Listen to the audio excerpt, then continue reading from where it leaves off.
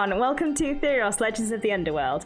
Thank you for joining us this evening, where we are playing D&D, Dungeons & Dragons. I'm Emma, I'll be your Dungeon Master for this evening, and we're thrilled to be streaming at twitch.tv/D&D and twitch.tv/RollTogetherRPG. Maybe by week 4, I will know what I'm reading. For those of you who are new to D&D, everyone here plays fantasy characters in a fantasy universe.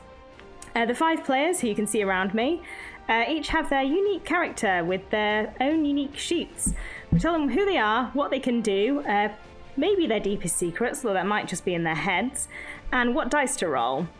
They'll mostly be rolling a 20-sided dice to see what they can do. 20s are really good, 1s are very bad, so feel free to be happy or sad depending on what's happening in the moment.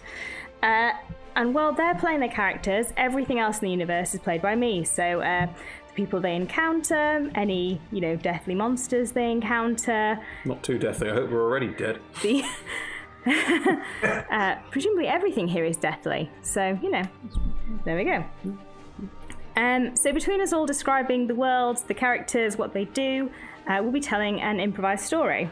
And the dice rolls will help keep things a little bit unpredictable. So, what happened last time? Well, last time you were protecting a group of people who were leaving Theros through a mountain pass, and in doing so, in protecting them from a chimera, you all died. After death, you all travelled to the... Well, not travelled. You appeared in the Underworld, being dead, it being the logical next place to be. You took a boat trip with Theros, the god of passage in Theros, who took you to a sort of watery place where George's inspirational fire spirit, Saya, was trapped. And you were helping release her and get this boat underway. And that's where we left you last time. I think most importantly, we were trying to cheer Demyson up. That was the important thing that happened. Aggressively and proactively. With differing levels of success. Would everyone like to introduce themselves? I invite you to give me your pronouns, introduce your character, their pronouns, and maybe a little bit about how they feel about, death. George. Hello, I'm George. I use he, him pronouns, and I'm playing Demyson Proudhoof, who is a satyr bard who also uses he, him pronouns. And as established, after entering the Underworld, we fairly swiftly caught up with my deceased fire spirit, sort of muse, who helped Demyson sort of craft his great, his epic poem that he's well known for and kind of a bit sick of being known for, which is he's feeling all right as an average of good and bad, in the sense that it's great to be reunited with Saya. It's sort of good to have the opportunity to move on weirdly in death, but also is not necessarily cheered up by the proactive sort of direct cheering up. But we're getting there. Cool. Steve. Hello, I'm Steve. I'm playing Shally. We both use he, him pronouns. Shally is a Minotaur. He is not human, so he is Dancer. He is not enjoying the Underworld because it is a bit boring. So far, it's been a really long boat journey where the only interesting thing that happened, I missed anyway. And then we had to climb up the side of a boat. Oh. So, hopefully...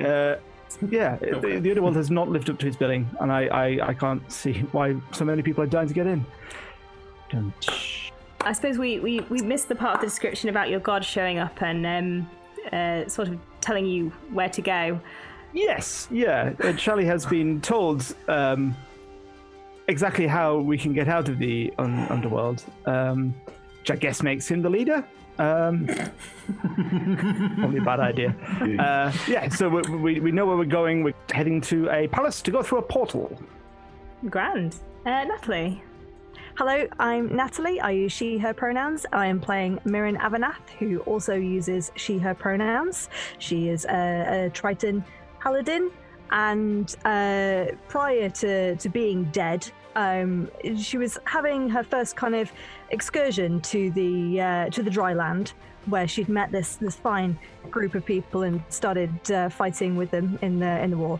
But yeah, so she's still kind of learning the ways of the dry folk. And in terms of dying, she had a lot of pressure put on her by her family to be something amazing.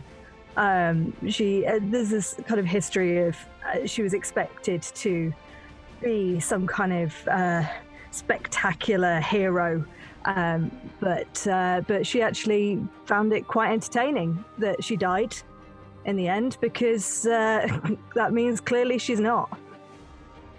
I'm sure that's definitely not going to come up in this adventure. Neo, No, not at all. Sorry, Pav, play Neo. Yeah. Hi, my name is Pav. I use he/him pronouns, and I'm playing Neo, who also uses he/him pronouns.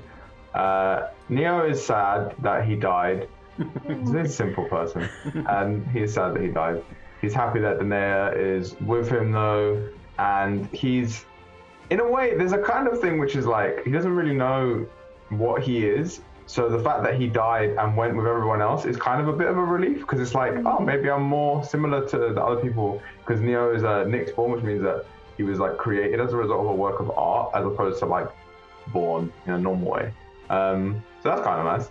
And then, yeah, just kind of going along with the ride at the moment, and trying to keep the morale up as much as possible and feed people as and when that is required.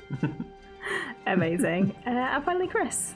Hi, I'm Chris. I use he and they pronouns, and I play Danae Godax. Yep, that's her last name. Humble.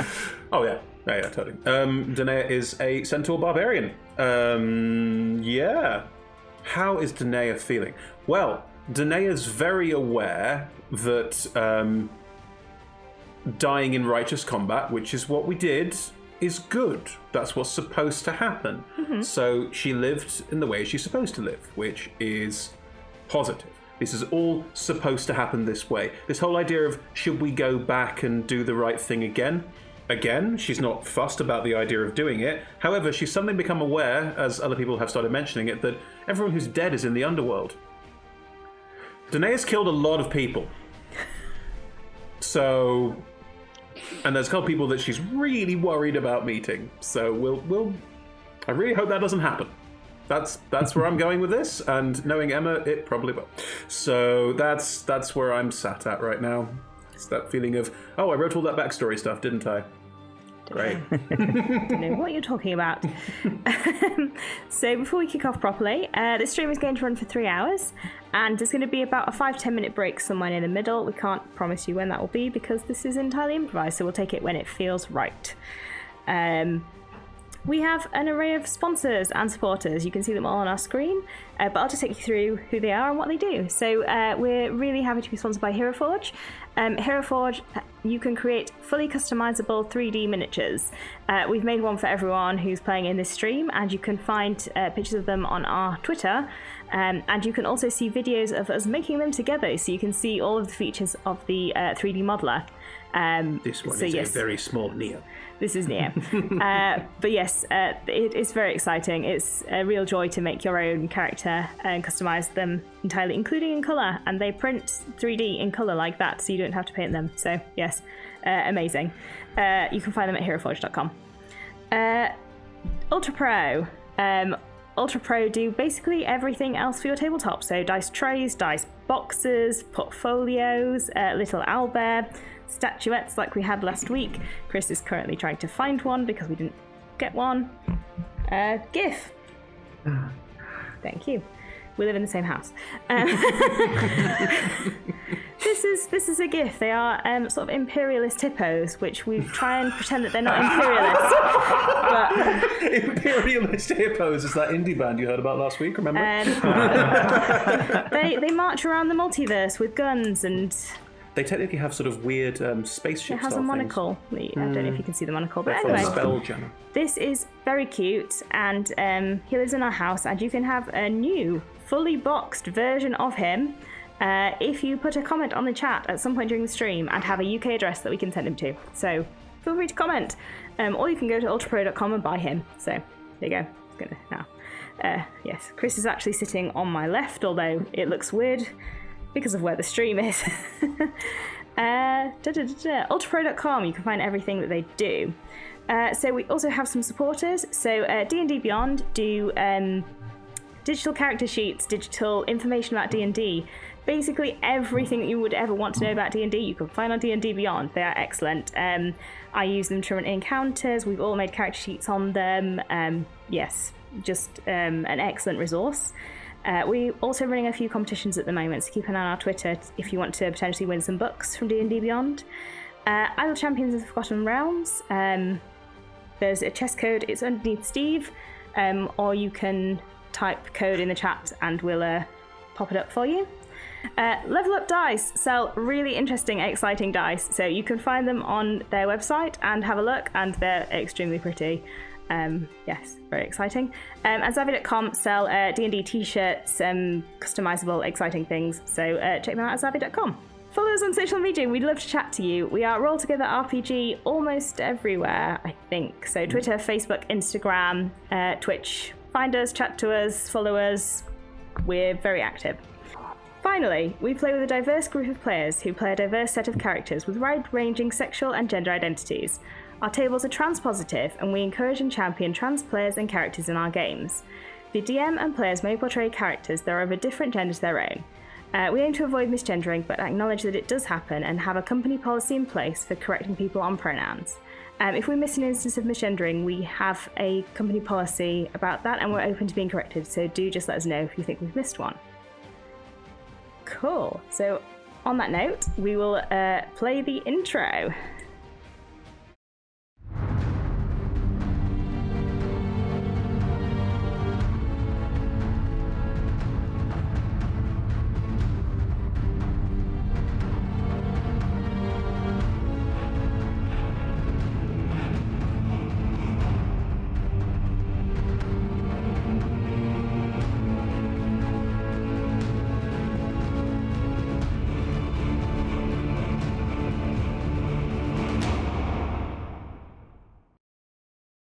So, welcome back from the intro. I have already described what is happening, so we're going to dive straight in.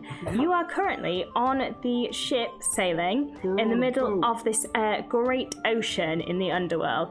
As described, you can see storms in the distance. There are massive chains that come from the ceiling of this room, because, like I said last time, it's bizarre. It is an ocean, but there is a ceiling to the room.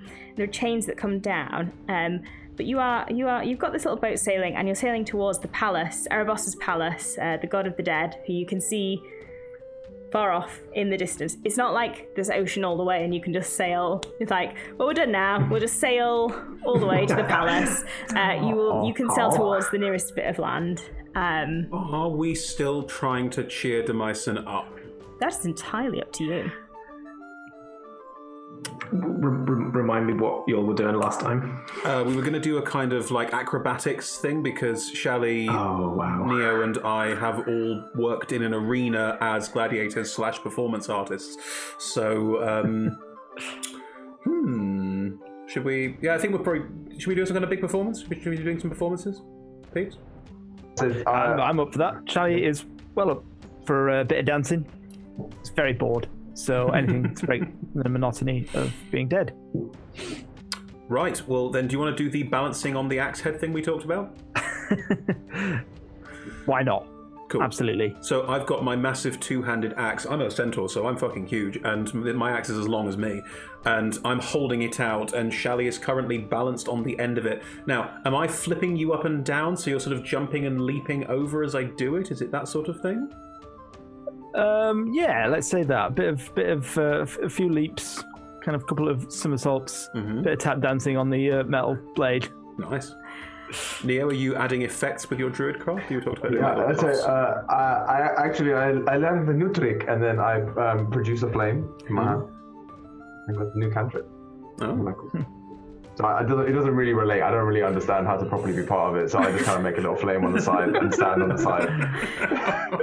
It adds a sense of sort of danger, because at any point Shally might... He's dancing on an axe, and that adds danger, does it? That's hard, though. That's nothing. Don't worry about that. Mirren is loving this and clapping along. Do you want us to roll? You don't have to do this on my account, really. Just start strumming along. No, we're supposed to cheer you up. That was what your friend said. Sorry, Saya, I believe. Hello, is this good? Is this the right thing? Are we cheering him up? Saya is like right next to Neo with her face next to the flame. Like, I'm sorry, what? Did you ask me something? Is this right? Is this good? Oh, yeah, this is great. This is excellent. No, I mean, maybe must be the centre of attention, but Maybe some oohs and ahs would be appropriate then. Come on. ooh, ah. You know that particular kind of music where it's sort of strumming, getting fast, like dun dun dun, and not the Jaws. I was just doing the Jaws thing, wasn't I? It's not one of the Jaws. And I kind of like not on the boat. That's to describe it. It's sort of chords that sort of start and it sort of builds, and sort of the equivalent of a crowd chanting and cheering, getting faster and stamping their feet and clapping their hands, that kind of thing, egging you on. I'll start doing that on the Kithara. I will say that you can do this at normal speed because you've practiced it, but if you would like to go faster, you will need to roll. Give in to the rhythm. Absolutely. I give him to the rhythm. Shall we? Yeah, let's roll for it. What do you want me to roll? Performance or acrobatics? Because I would suggest this is an acrobatic performance, so I should be able to roll acrobatics because I have more using dexterity. You can roll acrobatics. Chris, you probably need to roll something strength related because you are holding an axe. What have you rolled? That one. Wow. This is what we get, Steve. This is what we get for arsing around. This is Shall Fine, there's not fire or bladed implements anywhere near this. Shally, what have you rolled? I rolled a 16 for Cool. acrobatics. You're doing a fine job, and you're just about to launch yourself off the axe into your next trick when suddenly it's not underneath you anymore. Because Danae has just dropped it, like, bizarrely. Oh, shit, sorry. And you land it in a crumpled heap. Well, you rolled a 16. You can make like some sort of tumble out of this, but it's not what you were intending to do. Right, that was less impressive than usual. Is that not how it's supposed to go? Well, It was very entertaining. no, it's a moment of like suspense. It's a moment of like, oh no, it's all gone horribly wrong, but then it works out perfectly fine. That's probably. Can I roll a deception check? It looked like it went wrong. Yeah, I mean, it did. I've rolled a 2, which makes it a 4. But maybe because it worked out fine, Demycin, you will also be fine. Yes. Yeah, that's how people work. You have new flamey friends. You'll be fine. See, flame. Okay, maybe.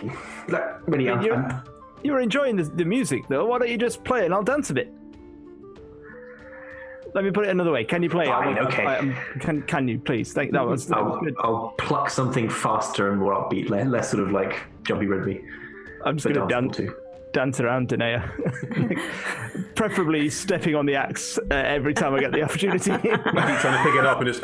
Shally, Shally, I want my axe. Just won't pick it up then. It's a holy weapon. It's very important. Saya starts dancing with you. She'll join in. She enjoys the. Please stop dancing on my axe. The tomfoolery of it. All. Can you stop, please? Oh, sorry. I didn't realise that you wanted that. Try and reach for it again. You dance on it again. I think he's tempted and then thinks, you've died today. I'll Rolling that one, Steve. I've died twice today. Pick up my axe and put it back on my back and walk off in a slight little huff. Oh, come on. Right, where are we going? Tap dance in a minute. You're good at that.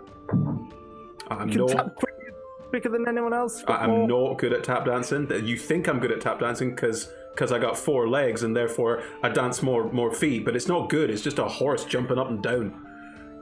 I like that. I would quite like to see that, actually. It's very entertaining. Maybe later if you're good. Maybe you could do it, and then Demycin could write a funny song about it. And then I can set it on fire. Okay, so the follow-up to Demycin's epic poem is a funny song about a centaur. Not everything has to be epic. Maybe there's room in the market for a horse farce. Might be. I think people would pay a lot of money to see that. I'm very entertained. I am a noble warrior. I am not a joke. People like animals, but also people. Why can't you be both? Exactly. Can I roll a performance check to do some tap dancing? Yes. That is an 18 because I'm good at performance. It's pretty decent. brilliant. You're selling it. All right, maybe I'm not bad at this. I don't think Mirren has ever seen anyone tap dance before. It's quite difficult to do that kind of dancing underwater. So, I think she is fascinated and possibly trying to figure out how it would work if you did not have hooves. If you look interested, Shally might try and get you to join in, kind of offer an arm out and say, come on, give it a go. I'll take it slow. And then show you a couple of... I think she probably clings onto your arms whilst you're trying to show her, like, okay, like keen but also terrified. Okay. Don't look down too much because, like, horns. Right. But, okay. So, yeah. Right. It's And, like and then I do Step, what? ball. Step, ball. I mean, this is no what I've balls. heard. I've just got hoof.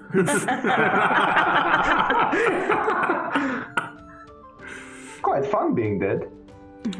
It's looking up. This boat trip's definitely better than the last one. I don't know. There might be an even bigger snake on this boat journey. Let's look over the side. Towards the middle of the ship. Stepping in. Perception check. Oh, that's not bad. I'm -1. 14. You can't see any snakes. I don't see any snakes. We're good. Is anyone actually in character? Is anyone actually steering this? Like, we're all dancing. Do you need to steer about it? It just goes on its own? Well, sort of.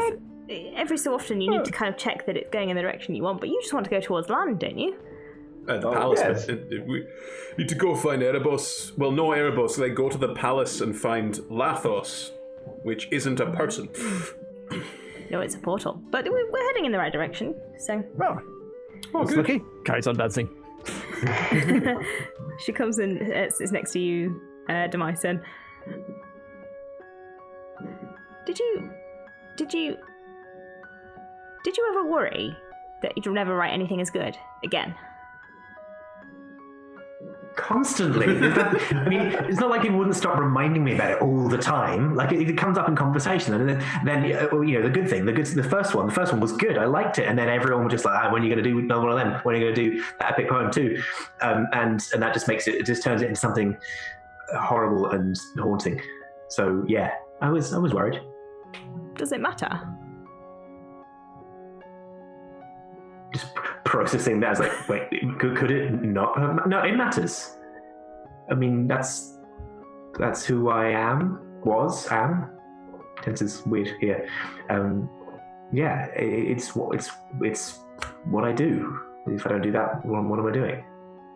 Cool. I So couldn't do it. if it matters, then it'll happen again. You don't need to worry about it. But what if it doesn't? I mean, to be fair, we're in the Underworld. We're trying to get out of the Underworld. If we pull that off, I kind of can write whatever shit I want, and it'll sound good. To be honest, like dying, coming back, just writing something cool about that. Feel pretty good. That's good source material. But yeah, I guess if we don't do that, it doesn't matter whether I write anything good or not. So yeah, I guess those are some good, if slightly weird, odds. I think you'll write something good. I'm not worried about it. Okay, you've always had a sense for that. So cool, yeah, cool. Is there anything to drink on this boat? Can I just check something? I don't personally have anything to drink, no. No. I've got an intelligence score of 9. Neo has an intelligence score of 6. Yeah. Steve, what's yours? What's Shelly's? 7. Okay. Nat, what's Miriam's? 10. George, what's Demyson's? 12. Smartest satyr in the room. So hang on, just to check. So your intelligence of 12 just makes you worry about things while everyone else is dancing around carefree, having no care in the world. So smarts make you over. Okay. Pay into delicate idiocy is what I'm thinking. Today's lesson brought to you by... There we go. Who knew? As you have this conversation, she starts to kind of shimmer a little bit and puts her hand on your... What is your instrument? Is it a lute? I was going to go for lute, but it might not be a lute. I've got a set of instruments. I have a kithara, which is similar, but it's a string instrument, just more thematic on theme. And I have I think a selection of other instruments, including the panpipes, which I mostly refuse to play out stereotyping problems. Is it the kithara that you're playing at the moment? Yeah, that was what I had. The strummy. Yeah. Yeah. I think that's how it works. I think she puts her hand on your kithara, and so that sounded weird when I said it again. And starts to kind of... I didn't have my flutes out there. starts to kind of phase a little bit, like starts to go a bit more like see-through-y, and it's like, yeah, I'm pretty certain it's all going to be okay, and kind of starts to kind of fade out of existence. What? I assume she hasn't done the shimmery thing before this. No. What? Where are you going? No, don't go. No. Yeah, gone. Is she still? No. Yeah. However, she has left you a boon, which is that you feel like she's with you in your kithara. Sorry. Phrasing's really not working here. I'm sorry. And you now have advantage on saving throws against magic or magical effects. Whoa. That's terrible. Great. A whole mixed range of emotions there. Yeah, wow, I didn't... So... Just like glancing around the group and trying to figure out who to ask the questions about death to, and realizing that no one else has any clue how this works either. I've got a passive of 9, so I don't think I've even noticed. It was less whether you'd noticed. It was more whether is this how is it possible to die again? But I'm like, no one's going to know the answer to that. So I mean, can I say that Shally is an oracle. Kithara is, and so I'll. Shally, do you? Is it... Say it's gone. Oh, what, like downstairs for a... No, she was sitting right here, and now she isn't, and she's not gone anywhere. I thought... You just said she had gone. We're dead. Yeah, we're dead, but she just vanished. I don't... Does this mean we can die again? Did she jump off the board? Hang on a minute. No. Shally starts wandering around with his hands outstretched, looking for invisible people. I'm going to look over the side of the boat. I don't think... There's a lot of water here. Is she going to be okay? I run over to near the Mycen with my produce flame out, and I just kind of hold it up near where he is. I can't see her over the side. No, I don't.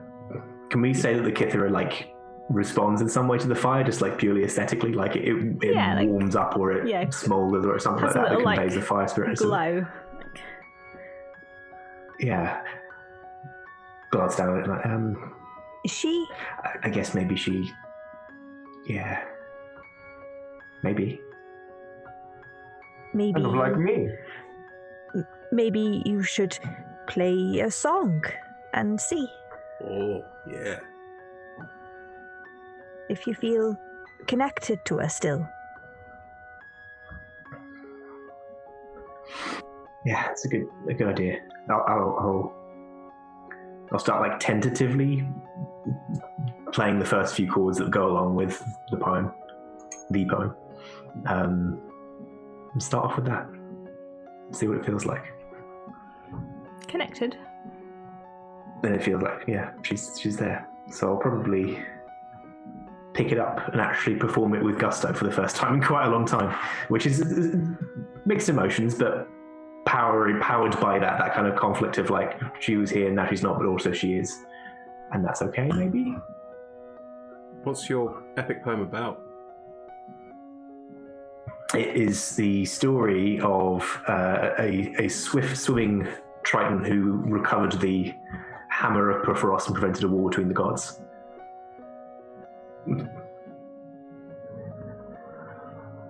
I'll hop up on the capstan, if this ship has a capstan, and as I pick up, I'll start really leaning into it. It's the most, like, emphatic performance you've heard for a while. Yeah. As the ship sails forward, Demycin is giving forth the poem, and as the land starts to come closer to you, probably just as you finish the poem, you bump into the shore. That was epic. Very, very good. I mean, I know it was your poem because I've heard it before, but I never heard you do it, and that was amazing. Yeah, I don't do it a lot anymore. You know, people expect it, and you really should. Yeah. I think a lot of people would like to hear that more, over and over again. I can do it again right now if you. Yeah, I'm up for that. I would like that. Tell Goddess of swift swimming the race, and I go on from there for quite a while. We can start walking. Maybe we should walk at the same time. I don't know if this is feels less like epic now that the boat's stopped. No, it's really much in motion thing. It works as a walking song too. It's got a nice cadence. I think as we're kind of getting off the boat and maybe starting to walk along a little bit, maybe Mirren is trying to practice her dancing with the music. I'll dance with you. Yeah. Neo's quite excited to be back on land, so is very interested to see what the land is saying and whether or not it is fertile. So you're currently on a piece of rocky shoreline. So there are quite rocky outcroppings, there are tidal pools, there's quite a strong scent of like decaying seaweed, you know, that like coastal, you know that thing you get when you go to the coast and immediately like, oh yeah, seaweed. And that salty air smell. Yeah. There is quite a lot of seaweed around here as well that you can see. And there is quite a distance that you'll have to go up the shore to get to non-shore land. Okay. If Mirren were to grab a bit of seaweed and start snacking on it, would it taste like normal food? Or would it taste like dead food? I mean, it would just taste like seaweed. Oh, Yeah. so it's Like normal. kind of like normal. Cool. You can eat, you can enjoy food, you just don't need to or really get anything from it anymore. So you can still eat, but it's just not, you don't need nutrients anymore, per se. Yeah. I don't think I've noticed. No, maybe not. As you're walking up the shore, from this like the side, you hear someone yell, "Avanath!" No. Yeah. Yes. And like running towards you is a blue-skinned Triton. She has silvery hair, which is like running down her back. There's bits of seaweed woven in. She's wearing armor that is quite similar to Mirren's, so with the pieces of seaweed and the kind of breastplate. Sorry, my description today not quite coming to my brain. It's quite similar to yours, and she's carrying a big spear and also a shield, although hers is not made from a crab claw. It is just a shield. She's roll a it's not a history check. It's probably just a flat intelligence roll. Wow, that thing we're all fantastic at. Is it just that or all of us? Just Natalie. I got to Delea and say, I think this is Mirren's friend. I mean, they know Mirren's name, so it's a pretty good guess that they probably know Mirren. Like, maybe it's an enemy though. Maybe we should. Oh, okay. Is it running I with? produce the flame and I hold it. Is it running with anger or running with? Roll assault? insight. Oh God, really? That's a 5. putting this dice away. Definitely running. Mirren, how That's a 16. 16. It's not someone you've ever seen before, but she is looks to be the same age as you, and looking at her facial features, she looks like she is related to you. How close is she at this point? Pretty close. Like, probably within, like... She's running towards you. She's still running. I think to be honest, Mirren is probably suddenly very nervous and maybe shifting slightly more towards the security of Danae's side, because Then I stand in front of Mirren. Just step up. there aren't that many Tritons that know Mirren that are also that nice to her. Okay. I'll happily stand in front of Mirren, that's fine. Cool. As she gets closer, probably within about 30 feet, she like rams her spear into the ground, and sort of makes a stand. And looking at her, you can probably put together that this is not a Triton that you've met before, but she knows who you are and she looks like she's related to you. So, like, you know who this is. Out of character, I do. I'm not convinced whether Mirren does yet or not. Interesting. She's going to point straight at you, and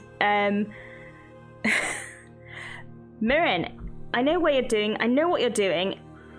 It's not yours to have. It should have been me. Can we help you? And she kind of looks up to Danae and says, to be honest, I'm not even convinced I know where we're going at the moment. I don't know. At the palace over there. Yeah, over there, right? Right. I suppose if the Mason, your fire spirit, your muse, that was someone you knew, and you found her here. And I'm wondering if that's maybe a similar thing. I don't know if I know anyone that would be here. And she kind of peers over Danae's back and says, "What is it you think that I've got?" She looks confused. So far, so good. My life. Oh? Oh. I don't think any of us have a life anymore. I'm sorry. I didn't want it. I wanted my own. And she kind of tentatively comes out and takes a closer kind of look at the figure. Hello. Hello. This is rather strange. Is it? Is it not for you? I guess I've always known you were coming here one day.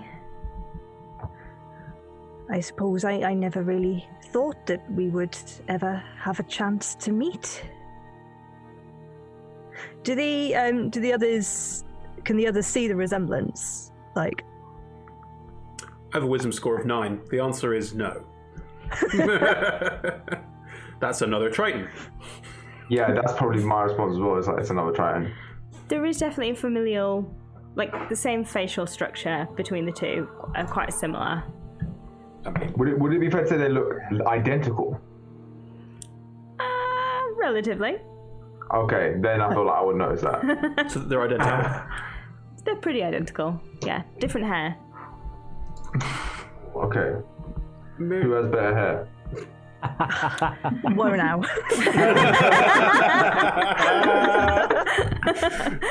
I mean, do you want to start a fight, Neo?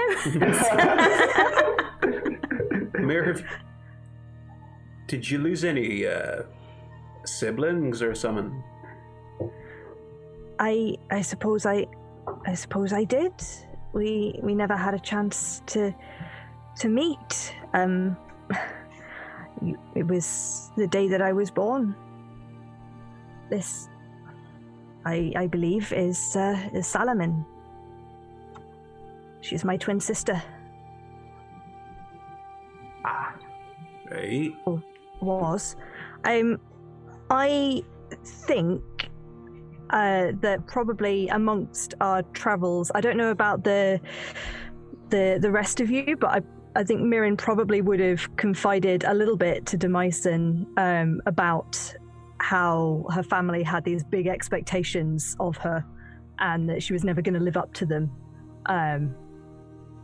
So there's probably bits that you could probably piece together about that. Yeah.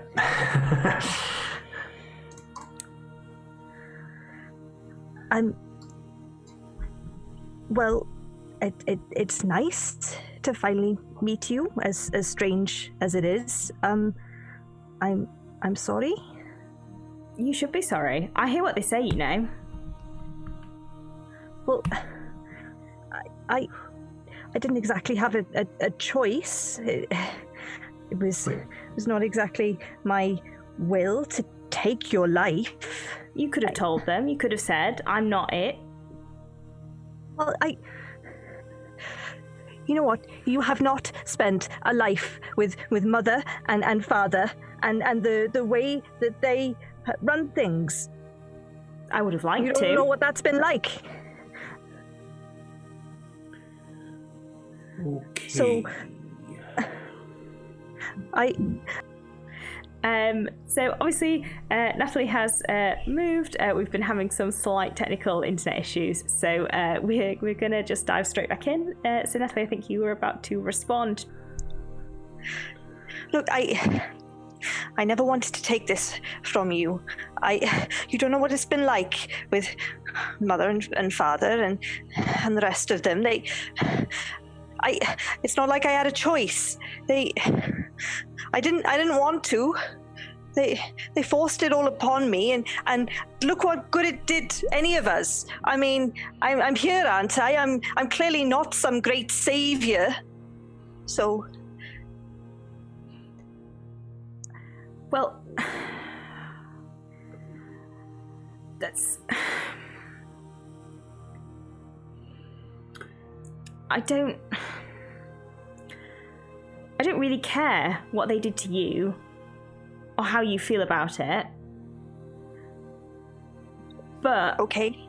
leaving, going back, that's not yours, that's mine. So Okay. Can you come back? I guess we'll find out. And she's gonna point the spear at you. Oof. Oh, okay. Neo holds up his produced flame high above his head and hides underneath it. Do we have to? Can we not try and just bring you with us? As you say this, two ghostly shapes sort of emerge from her. And as they do, anyone's welcome to roll an insight check on Sahalem. I mean, I could. It's a I pretty don't much think waste of Charlie's time. watching. I mean, Good at that as well. I got 5. 13. 9. 12. 12 and 13. As these things emerge from her, it does seem like her mood changes slightly. I'm not going to give you more than that, but something about her has changed. Hang on, sorry, just need to get my encounter up. As well. Yeah, again. Axe out. Probably, given we both rolled well enough for the insight, I'll probably trade a look with Mirren to see that you spotted that, and like, don't, I won't call it out loud. Was like, you got it too, okay? It's gonna if the kind of atmosphere has got a bit tense, Charlie will eventually stop dancing and turn around to see what is going on. Oh, hang on. Something is happening here. Should we roll initiative? It sounds like initiative is a popular yes, thing. I think you should roll initiative. Right on. All right, who are they and why are they attacking us? I don't know, but like, there's funny spirit. Fuck it. Hey, good initiative rolls so far. Feel free to shout them out when you have them. 18. 8. Oh, me too. Right. We both noticed the thing, traded a nod, and we're like, oh. Wait. I mean, looked away from I'd the probably antagonist. run into battle too quickly. This makes sense. Neo and Shelley? 10. I got 11. 10 and I've 11. accidentally danced closer to the combat than I intended to, obviously. Amazing. Danea. Yay! There is Salem stood about 30 feet away, and there are these two shapes that have emerged. Is there a place I can stand where I would be within 5 feet of all three of them? They're currently in motion. You probably could. I am going to charge forward. I am going to rage and Shocking. I know. And I will stand in front of all three of them, rear up to my full, like, horse up, body up height, axe held high. Oh, we should have got the encounter tracker. Ooh. Oh, yeah. Get the Show how minifigures high out. she's holding her I don't have axe. enough space anymore. Got No. that set for you. There it is. No, where am I going to put my dice now, Chris? Oh, you can put that. They're all in the wrong place. I know. I need your one. Oh, here is my one. I am going first. So I am charging in, rearing up to my full height, full area, like the mini, and just axe over the head. Is there any sense of fear? These spectrally figurey things. What's your passive insight, Chris? 9. No. You don't get any sense of emotions. Chop a spirit. You chop a spirit. Chop a spirit. Roll to chop. Right. Reckless. That's terrible. 15. Yes, 15 hits. Yes. It is. My axe is not magical. Am I halving the attack damage? Yes, that is correct. But I don't halve my d6 of radiant. Right. My d6 of doom next. 3 plus actions. 3 plus 4 is 7. Halved is 3 plus 1. 4 4. points of damage as I chop one of the spectry things. Chong. You. When does that take effect? When does what take effect? No, never mind. Sorry, just thinking. You chop at this ghost, and Chop. the ghost just looks sad. Is there anything else you'd like to do on your turn? Well, I've raged, I've attacked, and I've moved. So no, and I'm sending them 5 feet of all of them. Yes. Yes. Good. Cool. The Salem, who goes next. Go on. She's gonna try and bash you with her shield. Who, me? Chris. Yes, you attacked recklessly, didn't you? I did, yes. You're stood there as well, aren't you? Oh my god, that's terrible. That's a 14 to hit. That is my armor class. So yes, that will hit. Yes, I will. Yeah, Could you make a strength saving throw, please? Can I? Yes. That is a non-natural 22, obviously. Wait. Sorry, but that is wow, that's a massive 4 points of damage. Half reduced to to 2. 2. And you are not prone. I'm not prone. Of course. You are not prone. And then Tonk. she'll go for you twice with the spear. Okay. That's a natural 20. Well, that hits, yeah. It's fine. I got hit points for days. That's another natural 20. I'm not joking. You had to say it, didn't rolled you? 2. Hubris. Hubris, thy name is Danae Godax. I mean, yeah. The clue was there at the beginning. I mean, this is the danger with reckless attacking, isn't it? Although I've rolled really bad on the damage, so you're fine. I mean, I still get to halve it, so... 16 points of damage halved. 16 is the half. Yeah, no, 16 halved to 8. Ha ha ha! I didn't even look that badly hurt. And she looks very angry. Okay, I understand. I understand. I am also angry. No, I am raging with divine sort of passion and furore. I don't rage angrily. Shelley, could you describe to me what you would like to do in this situation? There are two ghosty things. There's also what Mirren has said is her sister. So take what you will of that. And these two spirits that emerged from her. So there's a whole thing going on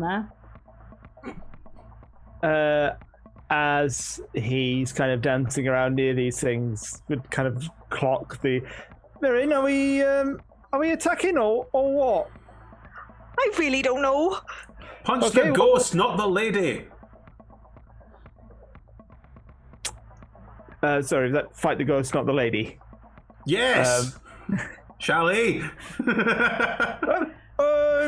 Sure, I can punch one of them, right? I mean, I just hit it with the axe, and it looks like it's sad. Shally will looks like go it's for crying. Actually, the ghost, the spirits. I made it cry with my axe. Floods of tears.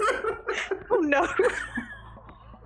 Shally's very confused as to what's Feeling going kind on of bad right about now, it now, to be honest. actually. So, Shally's going to essentially go up and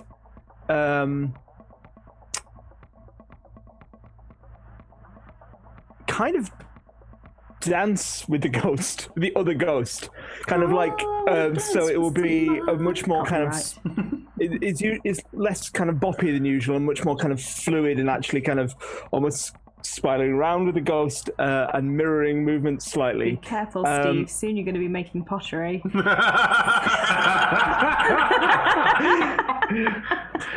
That is my sister. I mean, with a ghost, not your.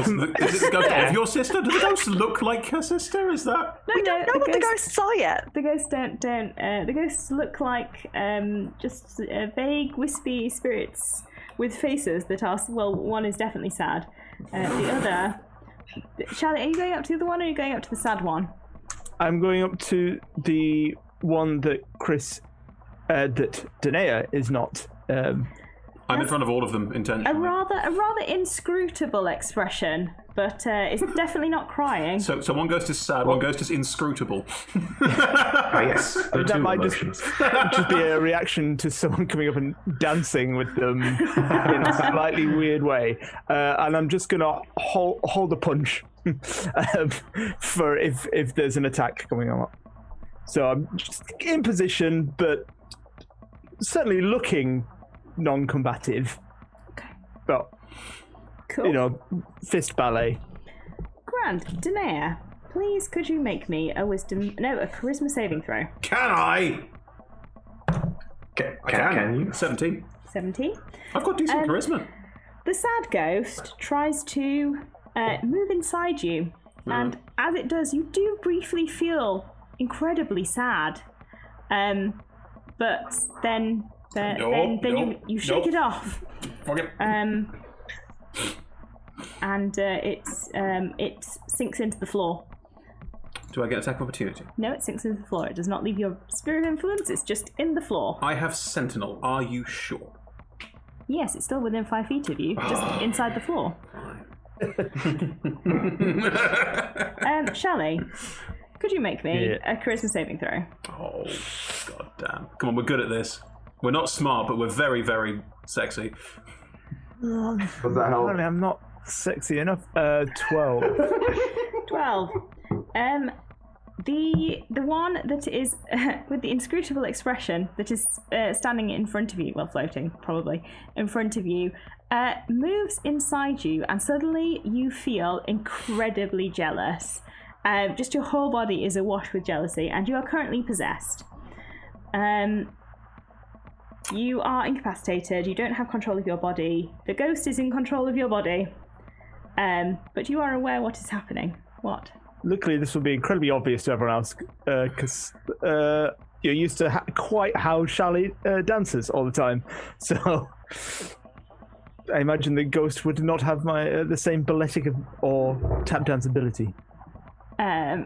Probably not. No, Shally probably stops dancing, but does start to feel incredibly jealous. How would that take effect in Shally? How would you be jealous? How would I be jealous? I think probably would be a bit jealous of Demisen because of the attention that it's had recently with the poetry, and recognizes like just how epic it was. But it's like, been dancing my heart out and no one's ever said I've got a word of encouragement. It's all about him over there, isn't it? With his words. Half of them don't even rhyme. It goes on for so long.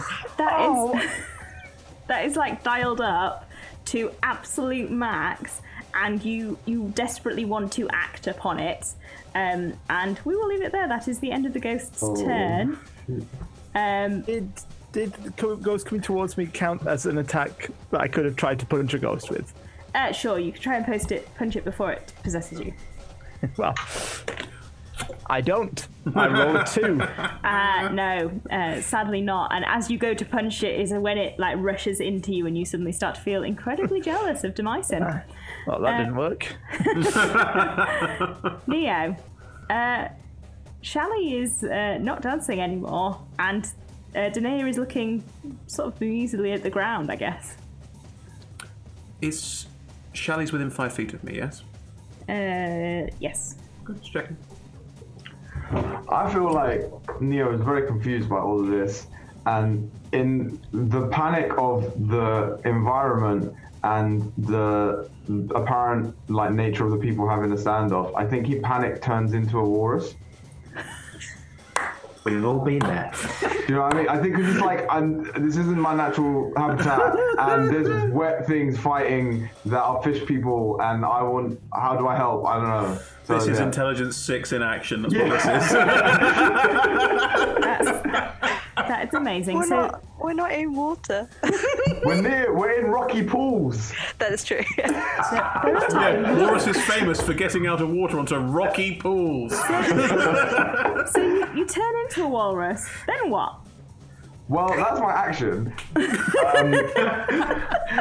So I guess I don't have walruses don't have bonus actions. So I guess walruses don't have bonus actions. Walruses don't have bonus actions. So they're huge. Though. I think it then goes to stand encouragingly next to Danae. How fast is a walrus? 20 feet. On land, but 40 feet in the water. You're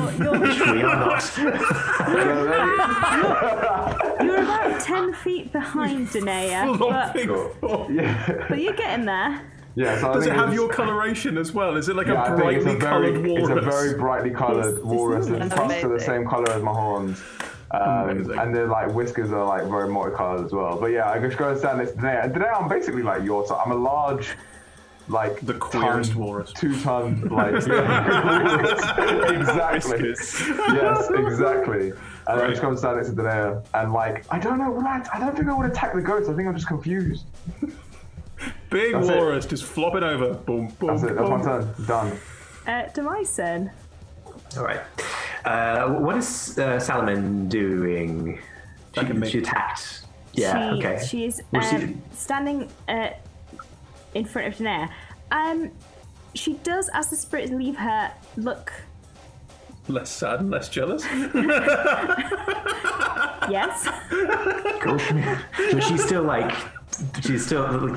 driving this particular battle bus a little bit. She still looks quite angry. Right. You can take of that what you will, but sadness and jealousy have left her. But anger's still there. Gotcha. And you said she was wearing a breastplate, right? Yes. Cool.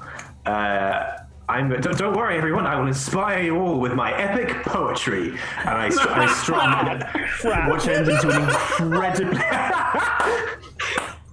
What's that, Shelly? I go to strum, and it comes out just like this horrible, like discordant, horrible mess. I'm going to do two things with that. I'm going to use my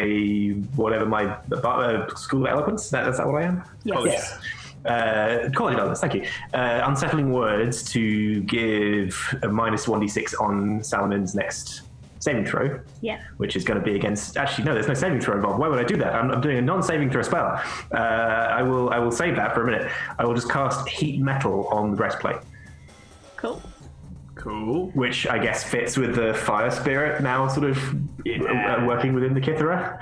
So just sort of, I guess I start strumming some strings, and the metal of the breastplate starts to vibrate sympathetically, and starts heating up. Would you like to describe what happens with heat metal mechanically? Yeah, to me?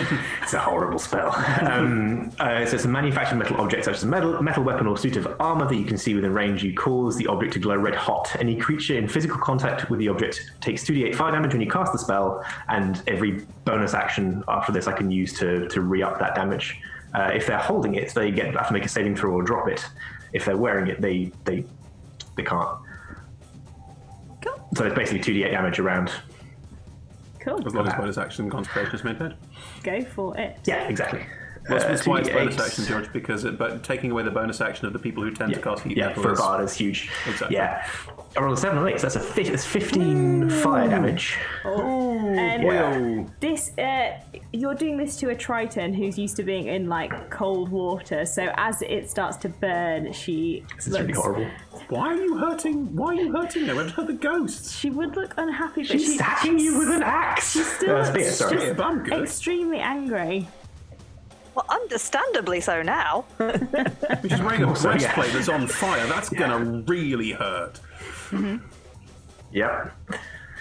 Yeah. I will use my. Actually, then I'll go and I'll strum in some lines of poetry to give bardic inspiration to Mirren. Cool. So it's a D6 at the moment. Yes, it is. Cool. So Mirren, you have a D6 of inspiration, and it is your turn. All right.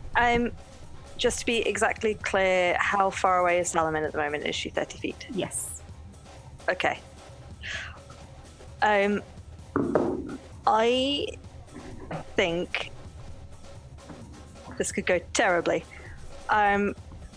At the sight of all the chaos and seeing the ghosts split out from her and seeing the slight change, and then seeing what is understandably going to be the pain that she's now feeling, Mirren is going to run straight up to Salomon and grab hold of her, and cast protection from evil and good. Cool. Do you want to describe protection from... How do you cast protection from evil and good? Aside from I have to a big touch. hug. No, fair enough. Yes, so amongst Mirren's paladin paraphernalia, she does have holy water or kind of blessed water as well. And I think it's that kind of, she probably just has a vial that she's kind of grabbed it onto her and smeared it onto her hands as she's running, and then just grabs hold of Salomon. Takes concentration up to 10 minutes until the spell ends. One willing creature you touch is protected against certain types of creatures: aberrations, celestials, elementals, fae, fiends, and undead. Creatures of those types have disadvantages on attack rolls against the target, but the target also can't be charmed, frightened, or possessed by them, which is why I was going for it.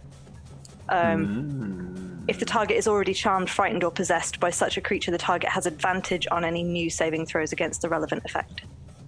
Okay. It stipulates that if the target is possessed, implying that willingness would be of the target if it weren't possessed. Yes, I think that would be my interpretation as well. So the spell does take hold.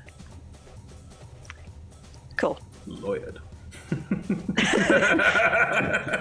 Get them rules lawyers in. Yeah. Okay, so that's my plan.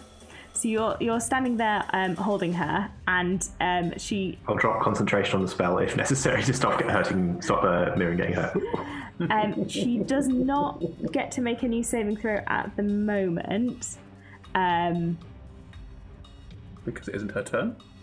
Because that's not how this kind of possession works. Oh. Back up to Danae. So the sad ghost is gone. The sad ghost is in the floor. Well, it's gone, I can't see it. Which means I wouldn't get a tax opportunity if I decide to move anyway, because I can't see it.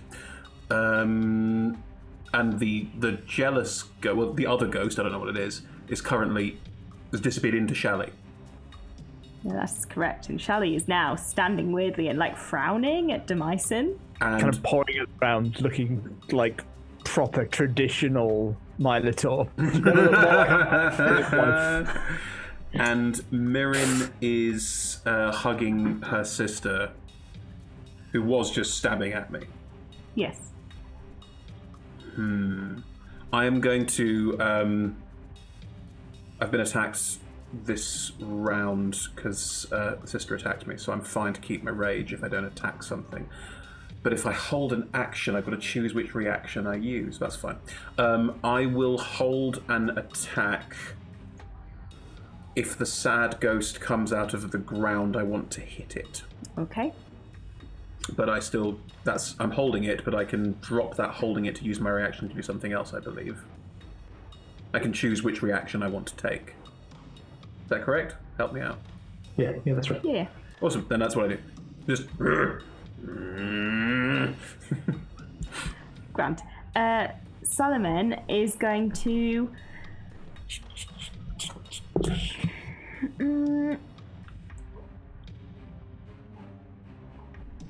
A ghostly face kind of emerges, like just 1 inch from her face, and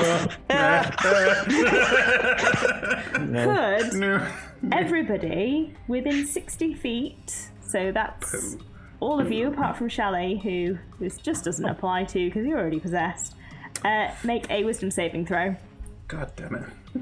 With wild shape, is my wisdom still my original wisdom? Yeah, Yes. You keep yours. Yeah. And I assume this is magic, a magical or a magical effect. Literally haven't rolled above a 10.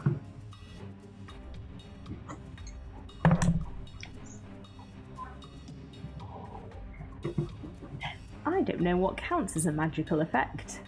This It's up is to you. something ghosts can do. You can rule if something is or isn't a magical effect. It's up to you. Because it's purposefully vague. Like some people would say a dragon's breath is magical, others would say no, it generates it from within itself. Yes, this can be a magical effect, because otherwise, like, when are you ever going to use it? So, Well, I've rolled a terrible. a terrible. Cool. Terrible. Pav rolled below a 10. Yeah, I rolled a 9. non-natural 1. Natalie? I mean, it makes sense because I'm right there, but that is a 5, but it was a 1 on the dice. Okay. 1's a 1. And Demyson? 17. 17. Demyson, you're not affected by this, but all of the rest of you are frightened Correct. of this. Pav, did you roll with advantage? Because I think you get that from being a satyr.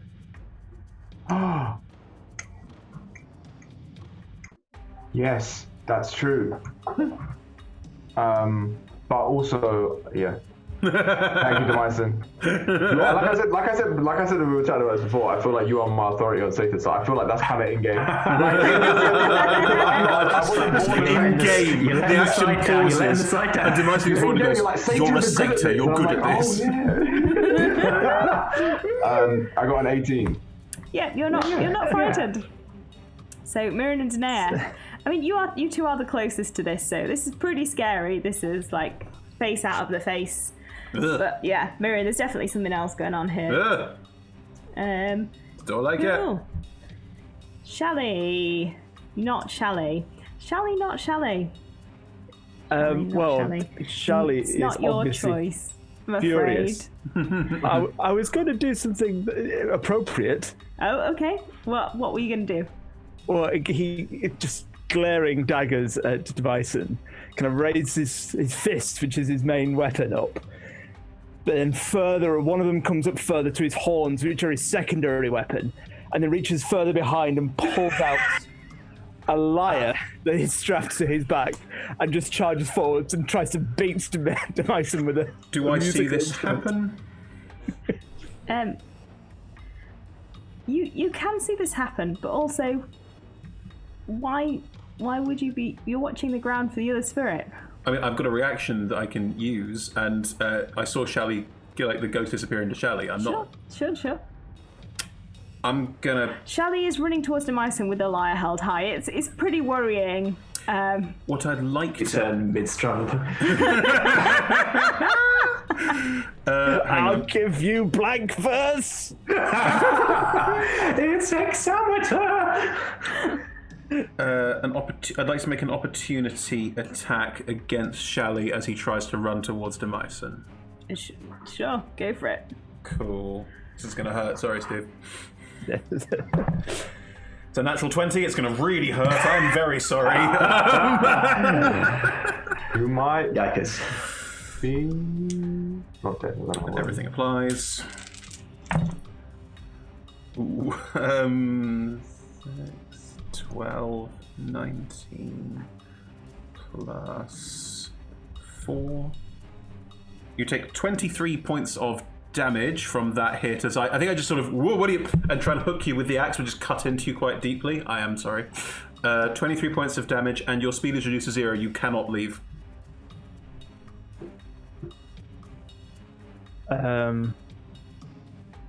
Oh, sorry. Plus 2. Raging. Oh. 25. it's kind of like that extra 2 is just dink. Roll your attack roll with advantage because Chris is. I'm not sure if I would have been able to move into can't get to Demyson. range of. No, but I'm just going to check it. You're in range. Oh, yeah, go for it. Yay! So I think I'm not proficient in improvised throwing weapons. You're a monk, so you're proficient in a lot of different things. I'm not sure about liars though. So it's just normal strength. That's a dex base. Dex usually for throws. So. All right. Oh, that's better then. 13. George, does a 13 hit Demyson? Oh, it's exactly my armor class, so yes. I don't want to. It's hexameter. Technically, it would be strength based on a thrown weapon, which would mean that he's 30 feet away. Chris, so... shut up. Okay. Steve, could you roll a d4 for your lyre damage? 1. The lyre does hit you on the head, and it's like an ow, but it's not. It's not serious. I roll with it and weave the note into my song. As I draw it out, I did tune it to a minor chord. Yeah. Oh. I sample it. I try and imitate that now and weave it forward. Which irritates you even more, Shally. Like, this is not. I'm not helping! What are you doing? Did I have for Mirren to get close to Salamin? Did I have to drop concentration on heat metal to not hurt her, or do I need to make a concentration saving throw now? If it would have damaged Mirren, I'll just drop it. Mirren is hugging. Fine, I'll drop concentration, so that's fine. Doesn't matter now. Cool. The ghost in the floor. Is gonna pop up underneath the walrus because the walrus looks fun. So Neo, could you make a wisdom saving? Charisma saving throw, please. That's a 14. 14. You might have an advantage. You can. You're no 14's enough. Okay, cool. As it sort of like sticks its head up, and you feel this immense wave of sadness, which is incredibly counter to how you normally feel. It's that sad walrus face.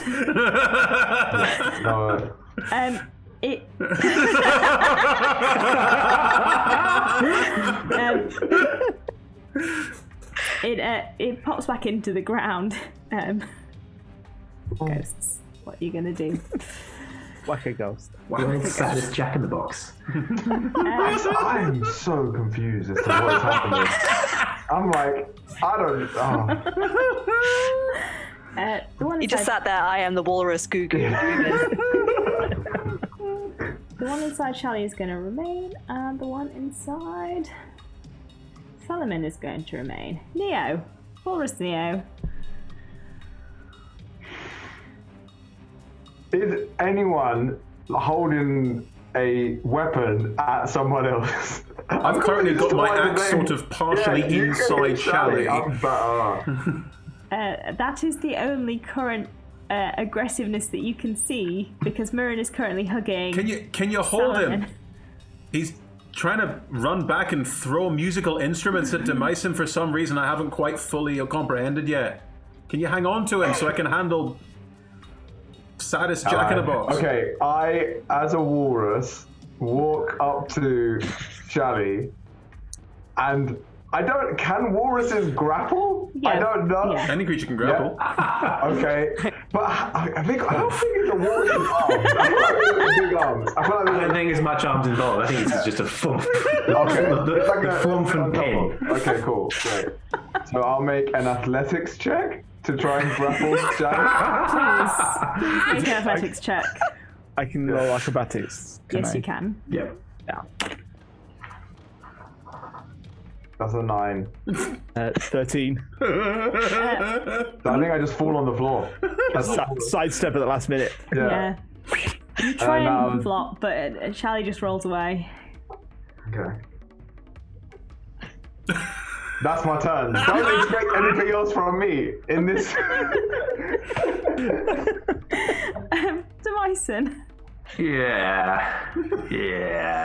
Go on, George. Deal with this situation. Can you imagine just like when Shally comes back to himself, what it's going to be like? Just like walking back into the room, like there's a walrus and a sad ghost, and I don't know what to do. Really, I can do that. That's an option. The ghost inside the floor it's gone back into the floor. Right? It's not visible anymore. Yes. As far as you're aware, it's currently underneath the walrus. Yeah. Have to hold things to get it. I'm going to try. I'm going to use that ability that I keep forgetting the name of, the one that's the College of Eloquence, Unsettling Words, on Pseudo Shally to apply a negative to his next saving throw, and I'm going to cast Tasha's Hideous Laughter. On Shally. On Shally, yeah. Hang on, one sec, Steve.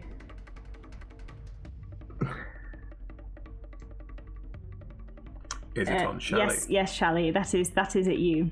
Could you roll the same throw? With a negative d6. With a negative d6. Are you rolling a d6 Yeah. or shall I roll? Roll it. You roll it. It's easier. Well, they're both 2s. So, yes, how much damage is Tasha's? And you are now... It's no damage. It's just that very, very funny. Oh, yes. What's very, very funny, George? I was trying to think of something, but if you can't see what's funny about a walrus belly flopping next to you, and then I'll just point. Look at that! Look at it! Very colourful walrus. Yeah. Fair enough. So it was. You're incapacitated and can't stand up. And yet still, you feel so mad that it's Demyson who made that joke. That really funny joke. He thinks he's funny too!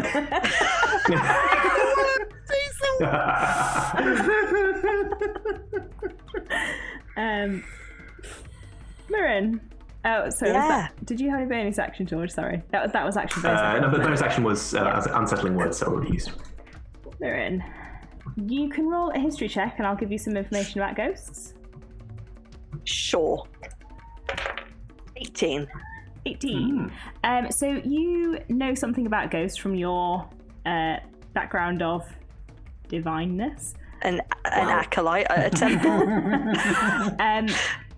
They pop up every so often, like from the underworld or just randomly, where there are unsettled undead. Generally, if they are in possession of someone, they can only be removed by 10 undead or by killing that person. Knocking that person unconscious. Usually knocking that person unconscious, at which point they will leave the body and you can usually separate them. Okay.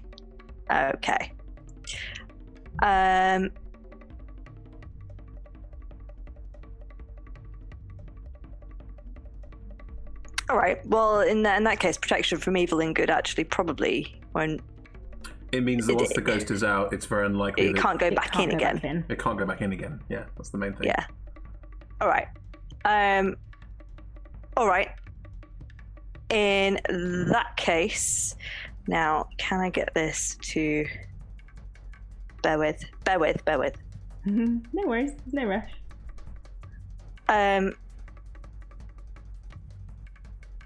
Okay. Yeah. Hideous ghosty face comes out of Salomon. So Mirren kind of jumps back as and uses that moment to get trident and shield ready, and tries to without like cutting or stabbing or like trying to attack and knock Salomon out. Yeah, I guess. Like trying to use the trident to do a sweep under her legs. Cool. Do you want to use any of your smites on it, or do you want to just literally attack her? I was just gonna attack her and then divine smite on it afterwards, maybe. Hang on. I've got thunderous smite. Where would divine smite appear? If you attack, you can then add a divine smite after you've attacked, which would be an extra d8 of radiant damage. Oh yes, I can do that. I've just lost that on D&D Beyond. Hello, noob player. No, don't worry. Then also, yes. Were you frightened? And do you have inspiration? And you are frightened. Sorry. Well, I was going to ask that actually. How does the being frightened manifest? I don't know. Disadvantage on attack rolls. Disadvantage on ability checks and attack rolls when you can see the ghost. Interesting point. Which Can we see the ghost? You can't currently see the ghost because it's inside Salomon's, but you can't move closer to it. But you're already right next to it. So. Okay. So horrifying visage does nothing. It means okay. I'm going to attack her with the trident. And then, as my bonus action, I'm going to use my shield, my crab claw to just shield master shove, but punch her. Cool. Grand. Amazing. Go for it. Okay, so the trident was a 19. Yes, that will hit. Wait. That's piercing. I don't really want it. It's not piercing per se, fine. But yeah. Fine. You can use any weapon to deal damage that isn't hurting someone, just not someone else. Yeah. So that hits her. Wait, why is it? Oh, is the 1d6 for? I've got 1d6 plus 3 and a 1d8 plus 3. Which one am I using? One or two-handed. Yes. So it's one-handed. So yes, so that's a 9. Cool. On the trident damage. Do you want to add a smite to that? Yes, I will add a smite to that. I found my d8. And I'm going to roll 2 of them. Yes. That was a 7. Still good. And you've not smited before. How does that like show up for Mirren? Is it like watery down your trident, or like what does that? Because that's Thassa's influence really coming through for you. How does that show up? That's interesting. So I think if it was like watery, then it wouldn't show up when she fought underwater. Yeah, true. Very true. I mean, it is radiant, so it could just be bright light. It's true. So mine does. Flashes a bright light. I think that it's the trident. It does kind of shimmer and glow a bit, but it also look like if you were to examine it closely when you looked at it, it would look as if it had suddenly hardened even. I mean, it's metal, so it's hard, but it hardened even further with like a crystalline kind of scaly appearance to it. So it's just it hits even harder. Nice. Cool. And then your shield bash. Is that an attack roll or is that a saving throw? You know what? I don't think it's either, actually. It's just you can use a bonus action to try and shove a creature within 5 feet of you with your shield. Okay. So if you roll athletics, and I will also roll. That's an 11. I've rolled a 15. So you try and shove her, but she holds against you. She's got a shield as well, hasn't she? It's sort of a long shield. Like... Shield to shield. Nice. Cool. Triton battle happening. So as they're both kind of going shield to shield and the camera pans up and gets their kind of identical faces, then we can really see who has the best haircut. It's Mirren. One big purple braid and one long flowing silvery hair. And I think that is where we're going to take our break in the middle of combat, I know, but we are, I think, halfway through, so we're just going to take a quick 5 minutes and then we'll come back in on this locked sister battle. So stick with us. We will only be gone 5 minutes, then you can come back to find out what happens next.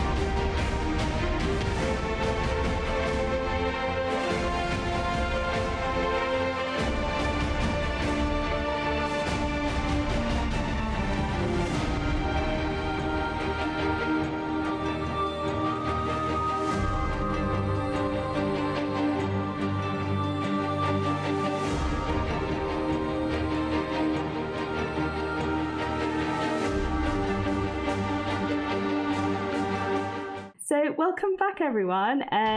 So we're still in combat. So at the moment, Mirren is shield to shield with her sister Salamin.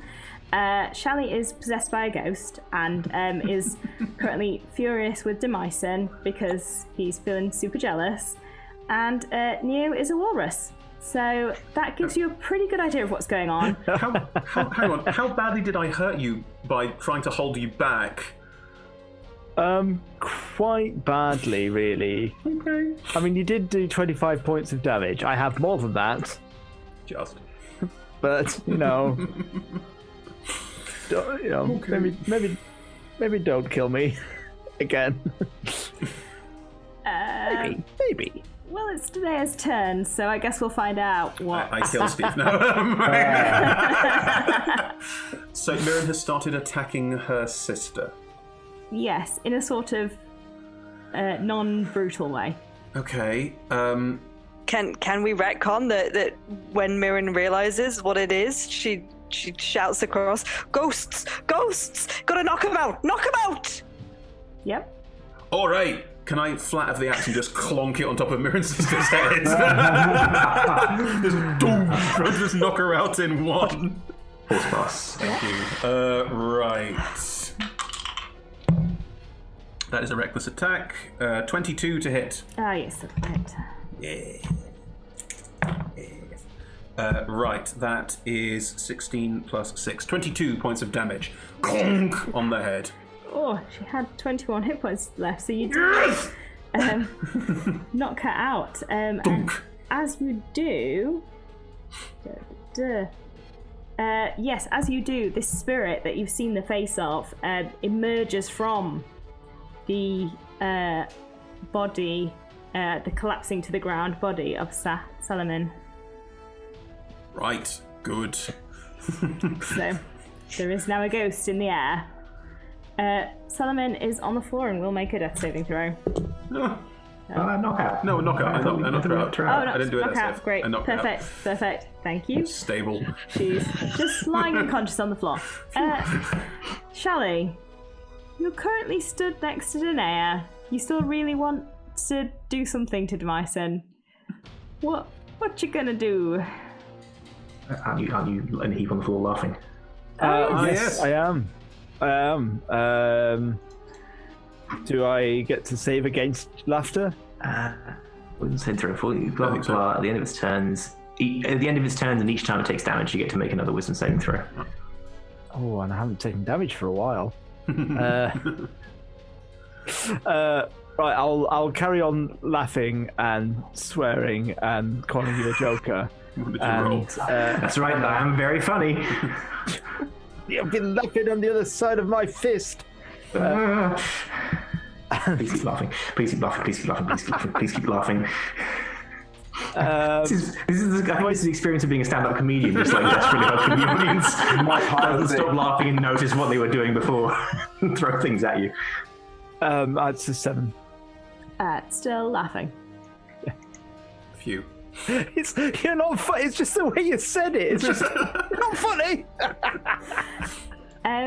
The ghost who was removed from Salamin, sorry, brain, is going to Just call her Salmon. it's not that I couldn't pronounce it, it's that I couldn't remember what it was, but is going to try and repossess her, but I believe cannot. Shouldn't be able to. I did a spell. I did a spell. I did a spell. I did. The target can't be charmed, frightened, or possessed by them. Them being aberrations, celestials, elementals, fae, fiends, and undead. Yes, so it tries to sort of reabsorb itself into her unconscious body, and in doing so, bashes itself against the sort of protection from evil and good spell, and sort of bashes itself away into nothingness. Yeah. As you're watching. Right, good. The ghost inside Shally is still there. The remaining ghost Well, there's only one person that hasn't tried yet. Well, there's two people that hasn't tried yet, but one of them is further away. It's going to try you, Demison. Hooray. Does it come out of the ground as well? Sort of. Could you make a charisma saving throw? Yes. I say that positively. Fully aware that hubris. No, okay, this is good. It's 24. Pops out of the ground, tries to possess you, and then just cries in your face. Like, Oh no! I feel sorry for this. It's two ghosts. I can tell you a very funny joke. Don't listen to him. And then vanishes back into the ground. Neo. God. So, Danae shouted out, hit them, and the ghost comes out. Yeah, I did. I feel like I try and flop on Shally again. But this time, well, okay, DM thing. Mm-hmm. The attack that mechanically Walruses have is with their tusks. Can I use my tusks non-lethally? You can, yes. Cool, okay. In which case, I will attempt to tusk Shally softly. Tusking me softly Tusking with me his song. softly. Exactly. That's 20. Turns out we're good at one thing: hitting Shally. There we go. Alright. Get ready for 2d4 plus 2. Oh, that's sad. That's a 6. Okay. He's still conscious. Does that mean I get Shally is... Ow! How is this helping? You can save with advantage if you trigger with damage. So I get on the... You get advantage on this wisdom save. No, with the saving against Tasha's. No, immediately you get to save because and because it's damage triggered, you get advantage on this saving throw. That's a nat 20. Ooh. I'll give it that. It's no longer so funny. Right. That just hurts. Oh, I can't speak on my words. Please try. Wrong. Would Shally have seen? I don't think Shally saw Neo turn into a walrus. So this walrus has just come out of nowhere. Garish walrus come out of nowhere. You know those underworld walruses? Famous. Yeah. Yeah, maybe you've heard of them. Demison, it is your turn. Yeah. I'm going to move away from Shally.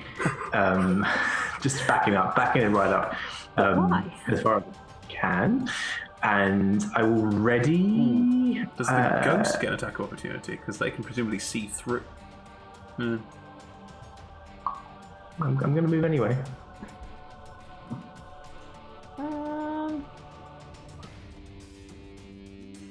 I guess, but if it attack of opportunity'd you, it would have to stay where it was, which would be within sight. Because that's come out of the ground. No, but it hasn't got to move to attack. Attack of opportunity. Can it see through them phasing? Presumably it can, because it flew up to Demison. It's not going to attack of opportunity you. This feels complex. Keep it simple. I'm going to take out the sling that I was probably issued when joining up with the army that I probably practiced with it but have never used in anger. And I'm going to just be ready with it. Kethera in one hand, sort of held by the neck, and then ready with the sling to target the any ghost that presents itself, yeah. Any ghost that presents itself. Mirren, Yeah. you are standing in front of the unconscious body of Salaman. Shally is lying on the floor, not laughing anymore, but still definitely not himself. Suddenly deathly serious. And marginally bewalrused. there is still Walrus Neo, Danae, stood there with her axe. Do we know how close to taking Shally down we are? Like, does he look still pretty healthy? No. His big old axe wound and a small tusk wound, looking very kind of matted fur and hair, and doesn't look happy either. Okay. So she is going to kind of hesitantly look at Salomon first and be like, no, she can wait. And then runs over to Shally and just kind of prods him with a trident. Not you at all. Sorry. You can knock him unconscious. You don't have to stab him to death. Okay, but maybe it's I am more of a sorry, shield my punch. friend. This is the only way. You could have just hit him. Knock him out. I thought I was having a bad day when I died. Wouldn't unarmed strike do it to save me hitting you with a trident? You should. You I mean, you use could just do use the non-lethal trident, damage. yeah. Yeah, I use the Yeah. axe to bonk. You can. Yeah. I think Shally Yeah, can alright. still be prone as well, so you should have advantage. Yeah. Because you've not turned yet, yeah. Yeah. All right.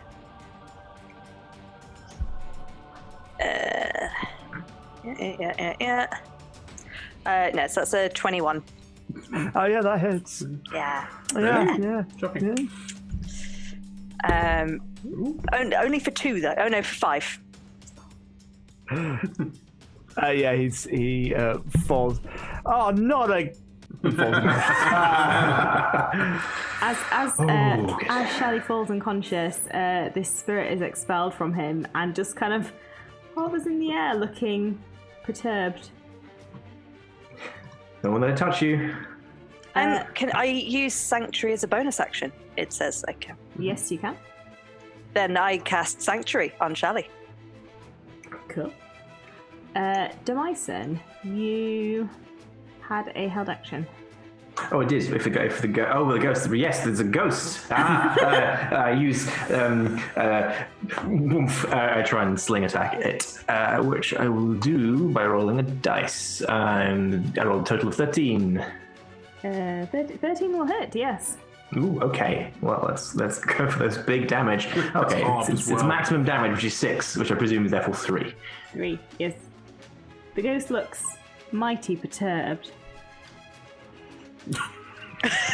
Does it look? I mean, I don't know how one looks jealous, but Intense sneer. It's kind of, it can't decide whether to eye Demyson intensely or Mirren intensely, because it feels like it should be one of them, but it's not sure which one. So it's kind of like doing the tennis match, like, that's right. I'm cross with Mirren, I'm cross with Demyson, I'm cross with Mirren, I'm cross with Demyson. Why is everybody angry with me?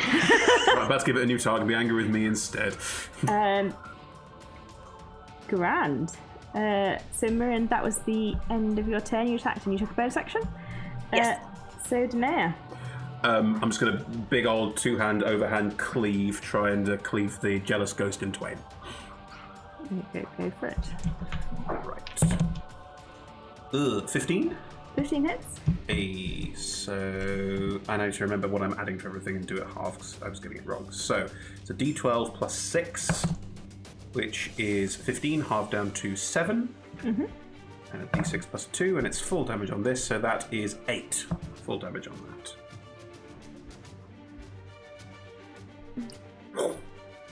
It can't decide now whether to be cross with Demyson, Mirren, or you. So Fair. it's now jealous of all three of you because you've all invoked his ire. So it's a confused ghost. Okay. Confuzzled ghost. Samalin lies on the floor, unconscious. Mm-hmm. Shally lies on the floor, unconscious. The ghost, the remaining ghost in the air, is going to try and go for a familiar target, Salomon, and realizing that it cannot make its way through this force field of the protection from good and evil, again, it just keeps trying, and eventually the wisps of spirit energy kind of fade away. The other one you cannot currently see. Are we still in initiative? You can wait around for a bit to see if the other one pops out of the ground. It won't. He's whack-a-moling with the axe, moving around, just ready. Did we get them? The sad ghost will not reappear. It's not quite as driven as the angry ghost Just or the sitting jealous under the ghost. ground being sad. And now I'm alone.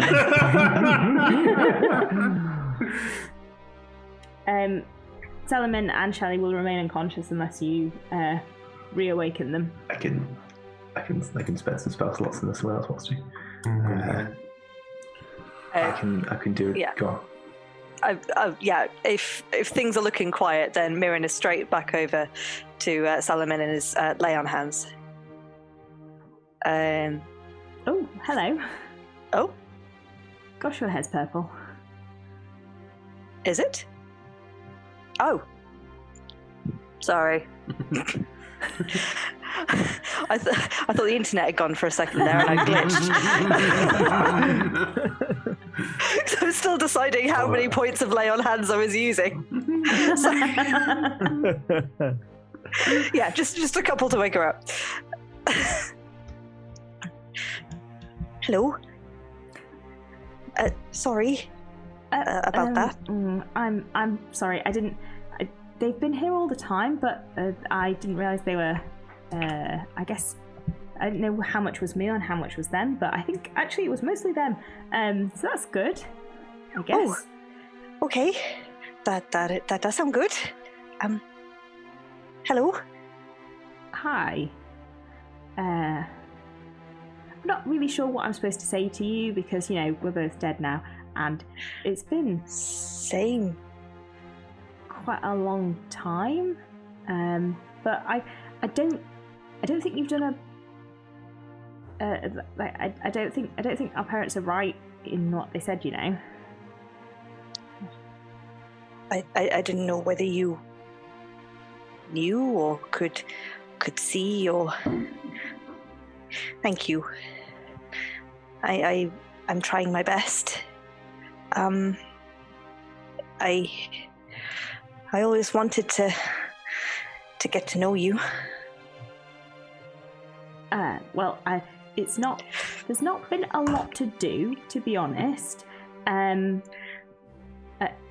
It's been mostly a lot of standing here and spear practice. But it's not all bad. Maybe you can teach me a few things. I'm still a little rusty. I'm still, learning. So, looks like you've had more time than I have. Well, your form looks pretty good. I mean, you could maybe move your back foot a little bit more. Right. Okay. This is my sister. Oh. I waddle over. This is Pav. No, it's not. It's not. This is Neo. Who knows what the walrus likes to be called? You know what I mean? That's true. It's Neo.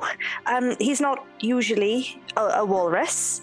And this is Demisen, and he writes very, very good poetry and songs, and this is Danae, and she's very fearsome in battle, and Shally, we should. I'll go forward and just tap Shally gently, and then scamper immediately back as far as I can. So I'll cast Cure Wounds. Is it? But give it some space. Is it Demisen who wrote the poem? So most people talk about that. Even in the Underworld. You can't escape it. You see, a few hours ago, a comment like that might have annoyed me, but now I just feel good about myself. I think. Oh no! I lean across to Neo, 6. currently has a walrus, and just go, oh no, I'm worried now that this is the annoying other side of this, that now he's going to be a bit full of himself. I like... Pat Neo on the head. Where am I this time? Still dead, buddy. But not like further dead. Not deader. Does one get deader? No, yes, you can get dead-er. Oh. Can? You sort of get grayer, and then eventually you turn into a statue. It's very interesting. Oh, Is that that from getting sounds stabbed a lot, or just time, or what? How do you make that not happen? I mean, don't die. But both. Good advice for even live people generally. Don't get stabbed a lot, and also, I guess, don't be here for ages, which we're all going to be here eventually. But, you know. Well, I mean, about that, we were actually trying to find a way out. Oh, I know. Big news. Theros told everybody. Oh. Oh. Well, that's good. So our sneaking up to Erebos's palace and trying to do it sneakily is not going to work then. I don't know if you would have told Erebos. He doesn't really like him, but he told a few other people. Someone else might have. Well, that's not good, is it? No. It's not great. No. Would you like to try to come back with us? I don't know. I mean, I've heard a bit about what happens up there, and it doesn't sound that nice, to be honest. Like, I've got quite a good patch down here. Like, I've got my bit of seaweed, and you know, there's got very the nice. ocean, and nobody really bothers me apart from those ghosts. But well, I suppose as long as they don't come back, it'll all be fine. I have to admit, when I first figured out we were down here, it was actually quite a relief. It sort of felt like I didn't have to worry anymore. But no, there's people that we need to help. So we need to go back. Oh. Well, I suppose you'll know where to find me when you come back. Yeah, that would be good. And maybe you can show me around all the best places. Yeah. I found this place. I suppose I can go find some other places, because you're definitely not coming back here for like a few years now, right? I think once you get out, you're going to stay out. I suppose, hopefully not. Hopefully it will be quite a while. She gives you a big hug. She hugs back. I guess good luck. Thank you. And good luck to you too with exploring. Oh, yeah. Well, now that I don't feel quite so sad anymore, I think it'll be a little bit easier, maybe. She reaches out and puts a hand on your shield and just kind of like brushes it admiringly. Like, this is very pretty. I might try and let's see if I can find some crabs. It's quite effective. Oh, crabs. Pardon? Oh, crabs. Oh. I don't want to hurt you or kill you, I just want your claw. As she touches it, it does start to glimmer a tiny bit. And she has passed on to you a boon. Which gives you a +1 bonus to your armor class and to all saving throws. Oh. To all throws? All saving Sorry. throws. Nice.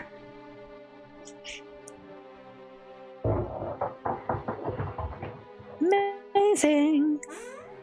I was gonna say, I think at that point, Neo drops being a walrus, and turns to Danae and says, "Danae, do you think maybe I will get a present as well?" Well, that's 2 for 2, so you know, fingers crossed. That would be nice.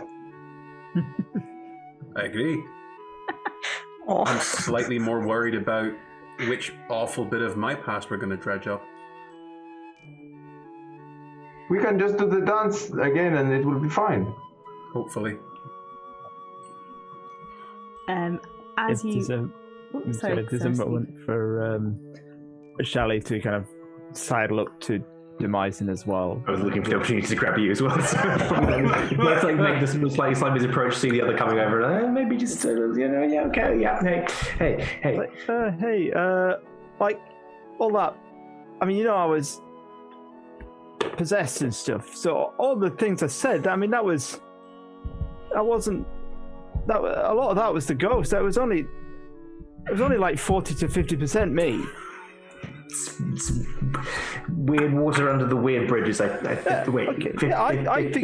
50, 40. I like some of your poetry.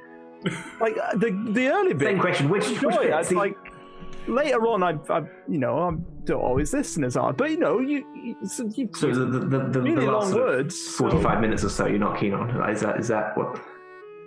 Well, no, I mean I fade in and out. So what about this bit? I'll just play around a bit from near the end. Just give me like a thumbs up, thumbs down. Just as you give me a sort of. Yeah, no, no, that bit. That's one of my favorite bits. Inside check. Inside. Oh, I love it. 15. My deception was a non-nat 20. yeah, of course. It was the ghost. It was the ghost. Yeah, cool. I'll just do more of this bit, more of this, less of everything else. Yeah. Cool. We cool? Yeah, oh yeah, definitely. Yeah, so cool. I mean, I'm still a bit weak, but, yay! Let's get out of here. I will. Yeah, I'll play that bit you said you like, but also definitely don't. Again, I'll give you a second level cure wounds. It's the reward of lies. It's not that he didn't like it. It's just that he was saying that he was just. Yeah. Well, you get 15 points of healing out of it, so maybe you like it better now. It's probably the first time he's really always heard works. It's true. Yeah. Lying does not always work. Cool. So are you gonna set or head off for Erebos's palace in the distance? And leave Salaman standing on the shoreline, looking more in control. I'm quite tempted to wait for 5 minutes to make sure the sad ghost doesn't come back. There's no way of knowing if the sad ghost is going to come back or not because it's in the floor, but... I mean, that conversation took more than a few minutes. Okay. Of, catch up. I wave at Salaman and I say, "Thank you, Mirren."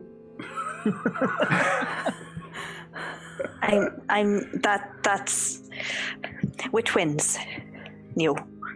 Are you both called I'm Mirren as well? Are you and she's Mirren and you're Mirren? No, that one was called Salmon. No. Not quite, but that is quite funny.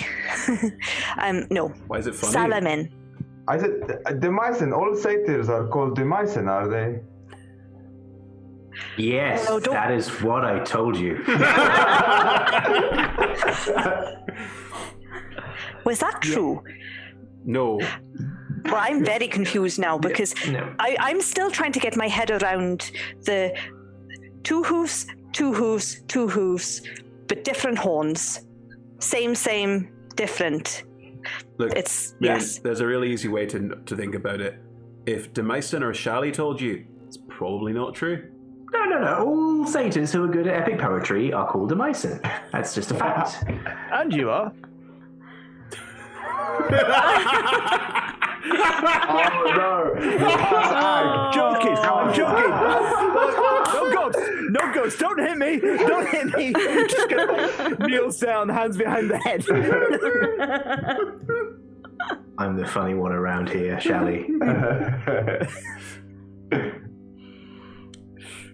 I don't want to sort of alarm anybody, but I think our decision to get out of here, based on the people we've met so far and the general condition they're in, it's a good one, I think, because, trapped in ice for years, possessed by ghosts for an indeterminate amount of time, the ferryman wasn't, all there either. I mean, I think Theros mentioned when we first got here that you go to your final resting place, but then describe stuff that sounded pretty unpleasant. Like, I'm not sure that...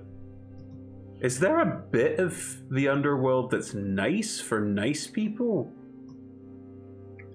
Mythologically, is there? Yes.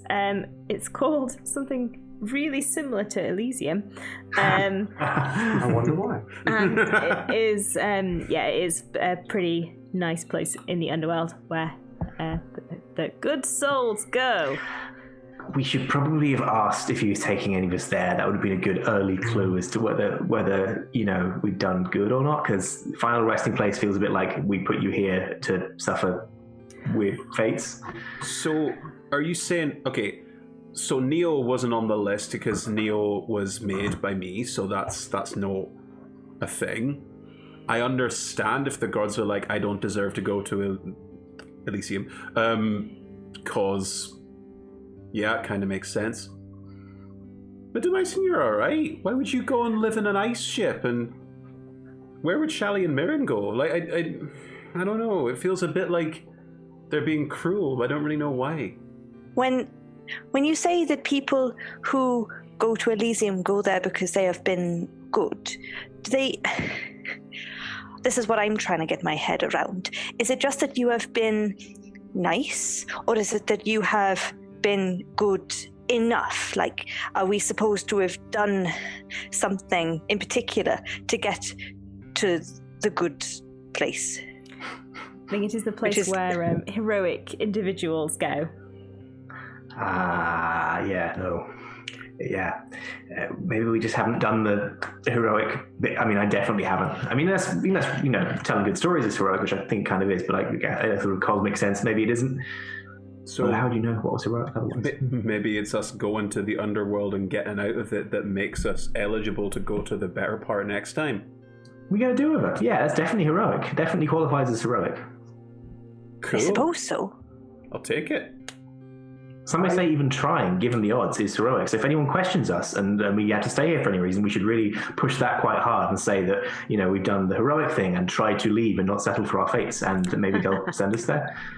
But we definitely have to be trying to leave because we have got to get back to help other people, though, right? Because if we are just trying to leave because we didn't want to be dead, then that's not a good reason. That's just a selfish reason. Like, I had so much planned that I've not done. Like, there's a whole clan of centaurs that needs a leader that I was just training up to get good enough. Like, that's... Yeah, I got loads left to do. Well, it's fine. We're not staying. We're just sampling the environment, getting the lay of the land, so that when we come back here in 40, 60 years' time, we'll really know where we are, where we stand. Doing like recon. Yeah, exactly. Yeah, it's perfectly... I hear that turns out really badly for people. Well, I mean, it helps if you don't start your recon in the underworld, I guess. But, it might work. Right. Maybe. I don't know. I mean, it's weird to think that it was like, a couple of years ago that I realized I was on the wrong path and then went to do something better with my life, but I made like a goal. And when we got here, I thought there was a bit of that feeling, like you were saying, Mirren, of like, guess I ain't got to do that now. But that's also like giving up, and I don't like that feeling. You were all trying to cheer me up a minute ago. I felt like that. There was a small sense of relief. But now you've made me see that was misplaced, and I've still got so much more to give, so many more good things. I can sing a song, play a part, like cheer you up, because there is still hope. I'm fine. Don't. I just hope we wake up from this dream in like a few soon, because the thing is, I have my bush in the garden is flowering soon, and I'm worried that some of the fruits they might rot. So, but we can do it. However, sometimes the dreams they last a long time, and sometimes you just you wake up very quick. I think I could do it. Was that what it was like for you?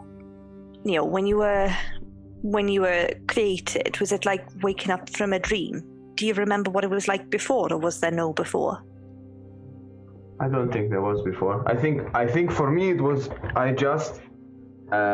This was my birthday. I mean, we celebrate it like it's your birthday.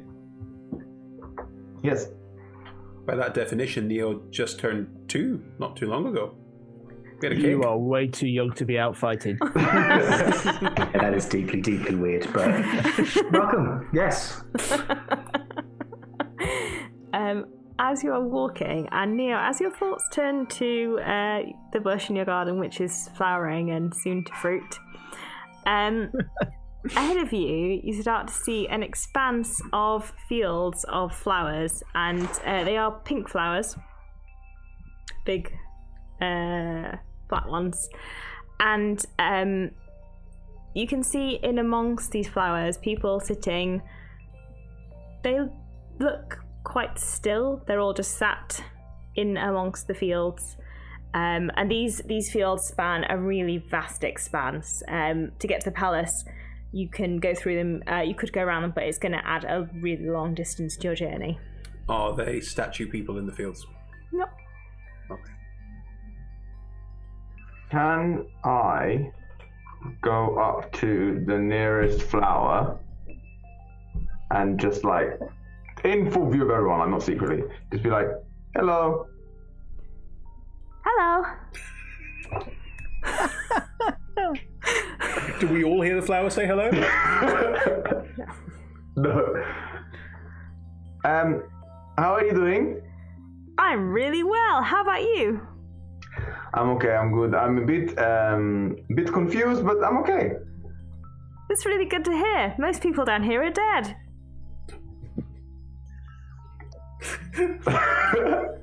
I look around at all the people that are just like standing around. I'm like, they seem fine to me.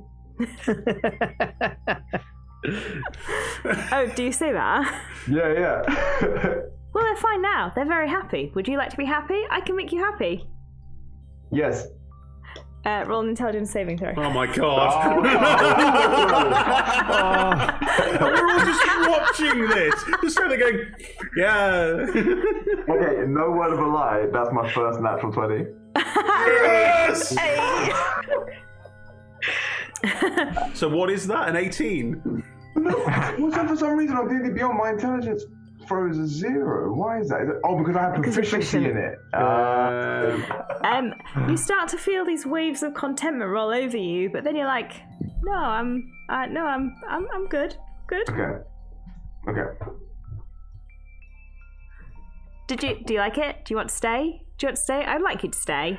So did I intelligent that that's bad?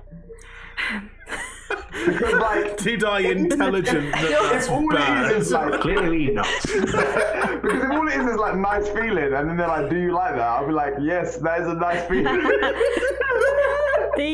The feeling you get is one of like, this is very nice, I could stay here forever.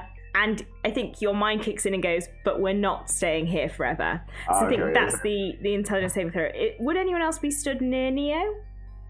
Yeah, I mean, I don't think I would have gone, Neo's walking up to a flower, I must protect. Also, I don't think I would have gone, Neo's walking up to a flower, I must stay away from the field. I'd probably just start meandering into the field. Yeah. As a group, right? Yeah. Could you all make intelligence saving throws, please? Sure. I remember this from Is this a magical effect? Or a spell? Nat 20. It's definitely definitely a magical effect, yep. Okay, I'll take the advantage. Oof. 11. 11. I got a 9. I rolled a 19 for a 17. Sounds about right. Mirren and Shelley, you feel these general waves of contentment, but you have no desire to stay here. Demyson and Daenerys, you start to sit down. Woo! You.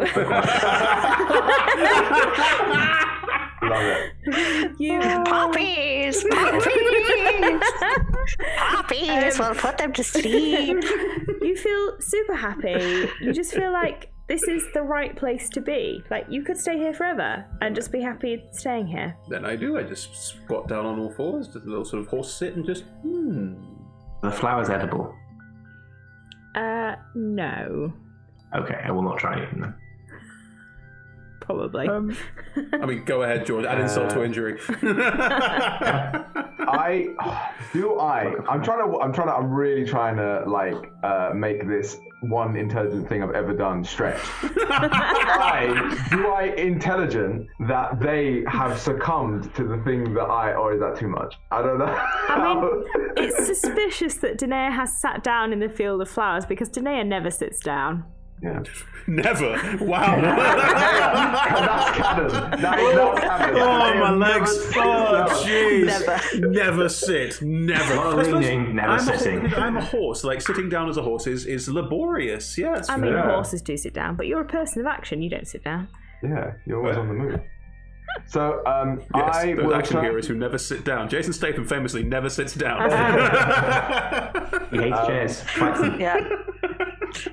I will turn to the nearest person to me that is not sat down, which is, let's say, Mirren. And I say to Mirren, Mirren, hi. The flower, it wanted me to stay here forever, and I don't know if that's a good thing. Is it a good thing? Well, I think maybe, as we have discussed, there are benefits to staying here, but we've decided that we are not going to stay here because there's people that need us. So if you think the flower is trying to overly lure you to stay here, then maybe it's not a good flower. Listen, it's a bit boring here. I mean, it's pretty and all, but I'm kind of over it now. This is the nicest place we've been by far. I would agree with that. I mean, there's not enough water by far, but it does look very pretty. But I think we just decided that we were going to keep going. So yes, you say that, but then and now just turn around and look at the two sat down people. I am getting a bad feeling about these flowers. The mice and I could maybe understand, but Danae, I'm not sure. Charlie? I mean, I could try and slap him out of it. This is just revenge. This is just one opportunity to hit him.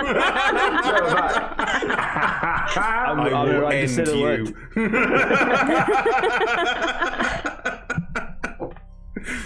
I mean, we could try shouting first, or come on. I mean, come on. Do we get? I mean, I've tried. How long do we think we have before respond? You don't want to go anywhere. What? How long do we think we have before Erebos finds out our plan and gets very cross? So I think we ought to keep moving. I don't think it really matters. I mean, what are you going to do? Stay here and write poems about daffodils? Who'd read that? Come on. I would read. I cannot read, but if I could, every day. Yeah. I could stay here and write some poems, but maybe I'll just stay here. It's nice. I feel like I have literally never sat down, and it's a glorious feeling. My legs, they shake constantly because I never sit down. And well, this is amazing. I should do this forever. Why would I ever stand up again? To reach a high, if there was on the shelf. There are no shells in this field. No, that is true. Why would I stand up? This is. There's no reason. You have no reason to stand up then. See, Neo, come on, Neo, come sit with me. Let's sit here forever. I might just go sit next to today. I feel like I'm convinced. I don't know. I have a question. I'm not mechanically convinced. So we'll just stay here. Yeah. You're too dumb for this challenge. I was the smart one. I have a question. We'll come to your question, but just as you go and sit next to Danae, a flower next to you just goes, "Welcome." Welcome to the field. Mirren. Yeah. I'm trying to figure out whether my divine sense would work it says you can detect good and evil, but then it just says anything affected by the Hallow spell or know the location of celestial fiend undead. You can use it. I mean, If it's just going to tell me that they're flowers, though. you won't know until you use it. I can't tell you what you're going to get until you use it. There you go. All right, Mirren is going to stare hard at the flowers. As you use your your divine sense, you do get the feeling that this field is hallowed ground. Ooh. Okay. I mean, it does seem quite to Shally. It does seem quite holy. Quite blessed by the gods. So that's good. But I don't like the fact that they don't want to leave. Well, no, it doesn't seem like a good thing, does it? Should we try and let's try and get? I think either Neo or Demyson are the smallest. I don't fancy my chances trying to drag Danaea, so maybe we should try to get one of them to leave. What, like physically drag them away? Like maybe just take their arm and try to go for a little walk.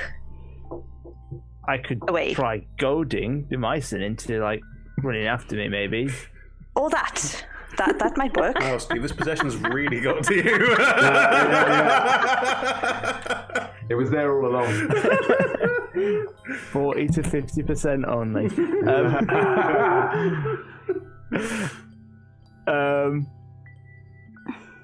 Well, I'll like clap my hands in front of Demyson, like, Hey, Shally man. hey, like, shall we go? Let's. Oh, you can go. I've just heard there's a really good poem place round the corner, like a competition. Like a song. And you have to say a really nice poem, but it's just over here. Do you want to come on? We'll go and. Yeah, I'll definitely do that in 4 or 5 hours. You can roll another intelligence saving throw. Okay. I think Neo would chime in and say, "Oh, you should totally do that, Demyson. That sounds totally like that's great for you." It's much worse. It's with advantage. So the natural one does not count because it's a lower of a 2, but I rolled an 8.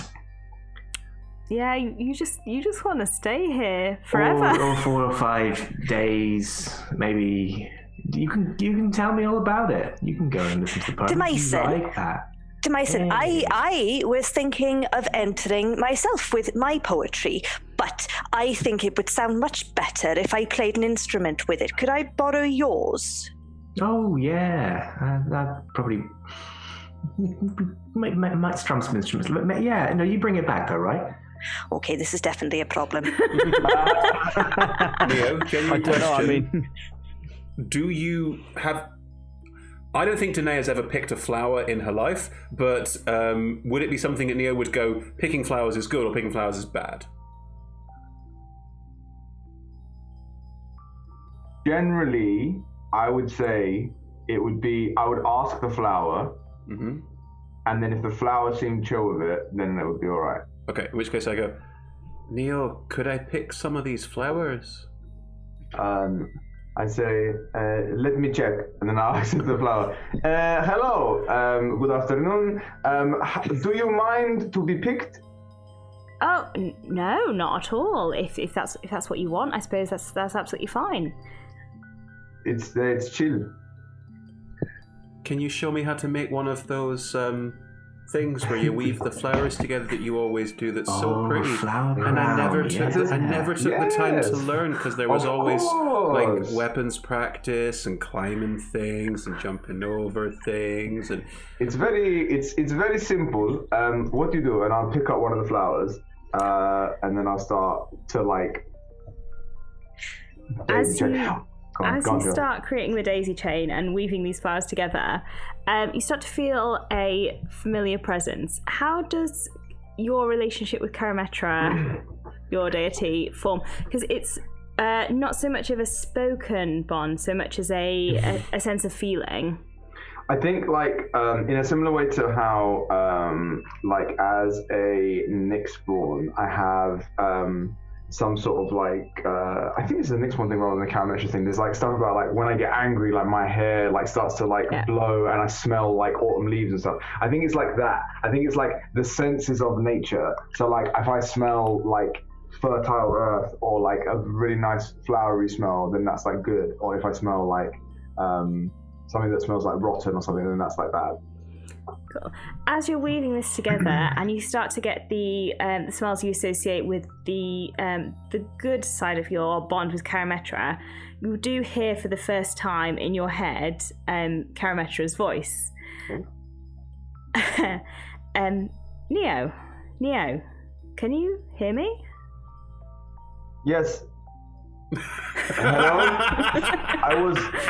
Does it sound different to the other voice? Yes. Yeah. Yeah, okay. It's quite like kind of a rounded sound. Like quite a voice. I imagine it kind of lower than mine and quite a rounded sound. Oh, okay. I see. Neo, I'm glad you're enjoying the flowers. I did put them there to bring peace. And I'm glad you found them, but they're not for you right now. You need to go. Oh.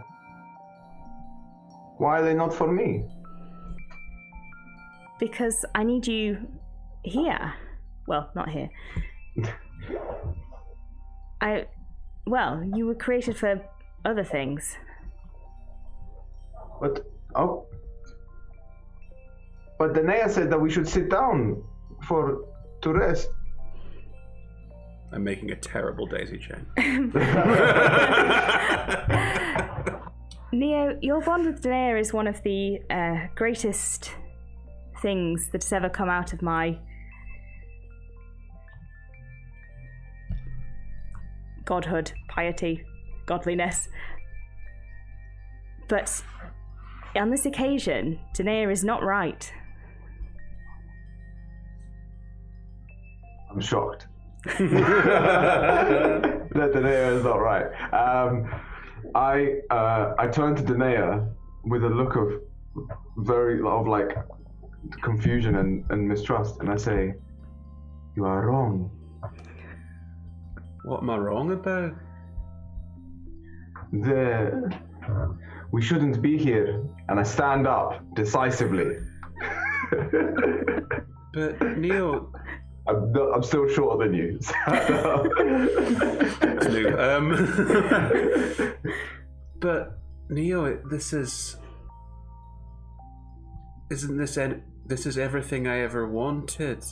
No, it's not. You have things to do. You said you have. There is a group of centaurs that you have to do things, and you are. You have other things, plans, goals. You said before, and the voice in my head said you are wrong, and it's all a lot. It's quite a lot for me to process, but this is where we are. Roll the saving throw again. Hey. 14. Yes, you shake it off and you realise that Neo is talking sense. Talking a lot of sense. I'm pissed. Neo, I feel like cutting a lot of fucking flowers, love. No, leave the flower. The flowers are fine, said the voice in my head. We just need to, it's not for us. Okay. Right. Get up. Right. Everyone good? Who's not good? Mason. I think Pick up to Mason. I'm very good. I think as soon as Neo started speaking to Danae and saying we need to go, Mirren, who'd already been like, this is not right, probably would have like tried to grapple Mason and lift him up. Am I being pushed to struggle, or am I just passive? No, you just don't especially want to leave, but I don't think you'd be like actively resisting. Yeah, okay, fine. Yeah. But roll a strength check to pick him up, Mirren. Can I help while I'm doing this? Yes, you can assist. Wow, this is... That's a 14. Yeah, so you've got Demyson up and you're kind of moving him along through the field. I don't know what your problem was trying to lift me before, but you're actually quite easy, so... This is kind of nice. It's kind of nice. Just have a little nap. Come on, wake up, sleepy boy. You're the only one that will be able to chronicle our exploits. Fine writing. We need you. And no one else could possibly do it. The way You're right. I am the only one. Use Yep. 300 pages where 10 wouldn't do. Only you. And roll the saving throw again. Oh, but I have so many words to give. Oh, good. There we go. One of them was hovering on a 5. That's a 16. Yes, Shally definitely wants you to write about adventures. Yes. He said so. Yes. That the poem, the epic, the story of us, Ayad. I haven't. Working title. I put you down now. I mean, if you want. Right. How do we stop it affecting us? This is clearly a thing. How do we stop it being a thing? How do we stop the thing doing the thing? It never affected me, so maybe it's fine. No. Okay. That was all right. Shally, you're fast. Yeah. Demyson, Mirren, Neo, get on. Okay. Okay. Yoki then. Can I carry all of them? I mean, Can I carry Neo in my arms while carrying the other two on my back? you're still carrying a lot of weight. I'm a horse. You can go normal. You can go normal. That's canon. Roll a strength check. All right. I'm just checking the rules on equine build. Hang on, I know there's a thing here with horses. Me and the Myson are quite light, to be fair. I don't know about her.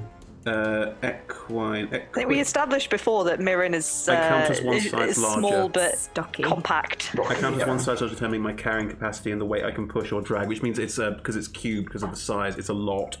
But that makes you just horse-sized. All right, I'll roll a strength check. Is it athletics or strength? It can be athletics. Oh, it's a nat 1. You can carry 2 of them, but probably not Mirren. Okay, so I put Demyson on my back and pick up Neo and just look at Mirren and go, let's just run. I'll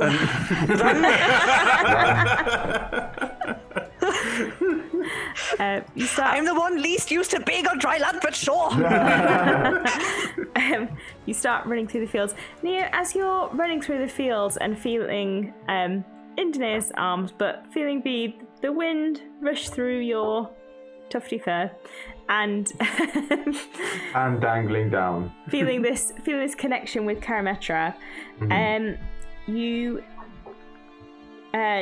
feel kind of the scent of like a summer breeze, and you have a boon. Boon! Present. Is the cleric ability Disciple of Life. Oh, so when I heal, I get I heal more. Yes. Is that one? Yeah. Sick. And we can chat about how that specifically applies to your Bone of the Summer Court Cool. at the end of this session. Nice. Cool. Why are you giving us all these gifts?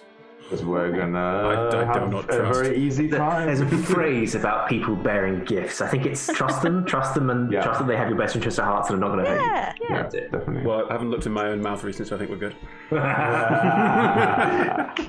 There we go. As you are running through the fields, and you don't feel like you're about to succumb to the flowers again, but there are lots of people sitting around looking generally pretty content, and this seems like, from what you've seen of the Underworld, this seems like a pretty nice place to be. Like, if you have to be here, being here and being content seems pretty reasonable. As you get towards the edge of these fields and the flowers start to thin out, you do start to hear the sounds of battle, sword on sword, war cries, people, shouts, and ahead of you start to see like just dirt with like pikes in it and like flags waving, and it couldn't look more like a battlefield if it tried. Oh, good. This helped. I do have a question on a technical basis, any of the times when we were, casually walking or maybe sitting around for a little bit chatting, would any of those counted as a short rest? I mean, if you wanted to, as you approach the battlefield, maybe take a long rest or a short rest, you'd be a long rest. Let's get the welcome edge. to. Sleep. That looks like it's going to be a lot of effort. Let's have a nap. I mean, hang on. In story, we're worried about time, right? In story, Yeah, we're worried that's about true. Erebos finding out about. How far does it, in terms of distance to Erebos' palace, is it clearly like a very, very long journey such that we're going to need to rest at some point anyway, therefore that, we're not running? It's definitely getting closer, but it still looks like it is a fair way away. Fine. We'll need to take a break at some point anyway. Should have done it while we were sat in a cozy field. But maybe Never if we left. are going into a war place, then maybe after the war place will also be good. Well, how many hours have we been traveling? Like, has it been a day? Are we exhausted? Do we feel exhaustion anymore? Exhaustion is possible, but you don't currently feel exhausted. Okay. It's probably been, it probably has been roughly a day because you travelled on the ship and also did We the. long rested on the boat. Blow it up. Yeah. Yeah, does time pass? We don't really know. The sun, we don't know, but time we feel is passing. Yeah, that makes sense. 6-second increments. Yes, exactly. I don't know. You're not certain of how time here relates to time above ground, so that's the bit that you're not certain of. Shally said, Phoenix said to Shally that we'd be able to go back. That time was different, we'd be going back. No. Oh, I drew a connection there. I don't think anything specific was said about time. Okay. I think if we come back on holiday to this place, we should go to that place. That's nice. Yeah. I mean, I think we'd never leave again, so I don't want to do that. That was bad. I did not like it. Well, maybe now we're clear of that, we could have a little sit down for 5 or 60 minutes. It was nice. I mean, maybe with less of the flowers and the sort of, constant feeling of bliss. But it'd still be nice to have catch our breath. We've been sort of caning it across so far. I'd quite like to sit down, to be honest. I mean, yeah, I'd quite like to sit down. I'm a bit. Well, we've just been running through a field, so, some of us got to be carried. Yes, actually, I'm quite alright, to be honest. But All right, should we take a breather? Just like an hour, catch a breath, and then deal with this horrific nightmare in front of us. It might be nice. We don't know that. Look at it, Marin. Could be a good battle. There's no such thing, really. So you're gonna have. Take it there are no battle reenactment societies in Theros. No, you're busy. Might be a little much to hope for. You're busy doing the battles rather than reenacting them. Yeah, the LARPers tend to actually fight people. I guess the Myson is the closest thing to a battle reenactor. Oh yeah, I do all the voices and everything. I have the activate, so I guess I can do. All have you. Are we short resting? Short rest Yes, button. so you're having a quick short rest before you enter Agonis. Goody. Definitely going to use some. I gotta watch it back. So otherwise, I'm pretty fine. Yes, a Disciple of Life, Pav. It will apply to your Balm of Summer Court depending on how many dice you use. So if you use 1 dice, that'll count as a first level slot. If you use 3, that would count as a third level slot, for example. Ooh, that's nice. Thank you. No worries. Cool. So have you all short rested? Yep, I used a couple of. Back my 1 hit point taken for liar damage. I got back 1. I used 1 hit dice. Yeah. Oh, if you're using, do you have to heal much? Because I can use. Wait, do I have Song of Rest? I may have made that up. I may have made that up. No, so I do have Song of Rest. So you'll get extra hit points back. I rolled high enough. It's fine. I Fine, used sure. 1 dice. As you're sat on the outside of this battlefield, there are people wandering about. They seem quite tall. Tall. Tall. It's maybe the first thing that you notice about them. How many legs? 2. Fair question. They are quite tall, these people. Hello. One of them starts kind of wandering over towards you as you say hello. Big old axe slung over. And as they get closer, you realise they are, in fact, a cyclops. So a giant with a single eye. Oh. Oh, hello. Welcome to Agonis. Are you here for the fighting? No. Nope. We're just passing through. You can't just Walk. pass through Agonis. You have to fight. Can we walk as a form of fighting? No. Can we fight each other a bit on the way? No. Well, we've already done that, to be fair. What if we danced our way through? Because Shali does dancing and fighting, and I've just been learning this dancing, and I think we could do that. It's a special martial art that we do that yes, constitutes a battle formation fighting, yes. Roll a deception. and- Roll a deception check. Which one? Yeah. Mechanically me, I think makes sense. Does this count as helping, as being helped? Yes, you were both. Lying through your teeth. Well, that's a natural 20 for a 27. Oh, excellent. Well, you can do that on the way to the arena, where you will fight. Wow. Yeah, that's fair. So what happens if we try to just walk to the place we want to go to? I will walk with you to the arena. Okay, if we don't want to go to the arena? Why would you not want to go to the arena? We're trying to get We're there. trying to get to the palace place. Well, to get to the palace, you have to go through the arena. Can we go around? No. Okay. Well, I Right. feel like we know what we have to do. Well, This feels like a very inconveniently designed road. You should have a word with someone about your infrastructure, because if everyone has to go through the arena to get anywhere they want to go, then there's got to be a lot of traffic. Look, That seems very silly. I'm not going to see Erebos. Look, I'm not up for queuing. If you want to go complain to Erebos, you go see him, but I'm not doing it.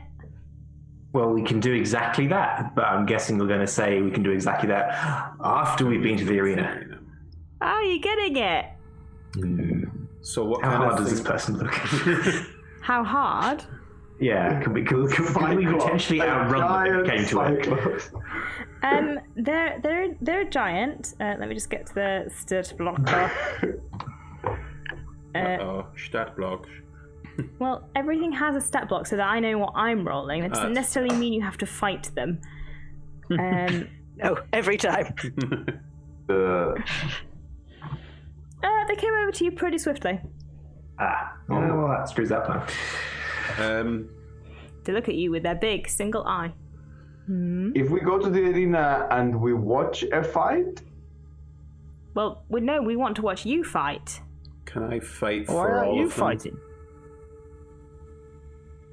We don't even I've- know who you're fighting. It doesn't matter.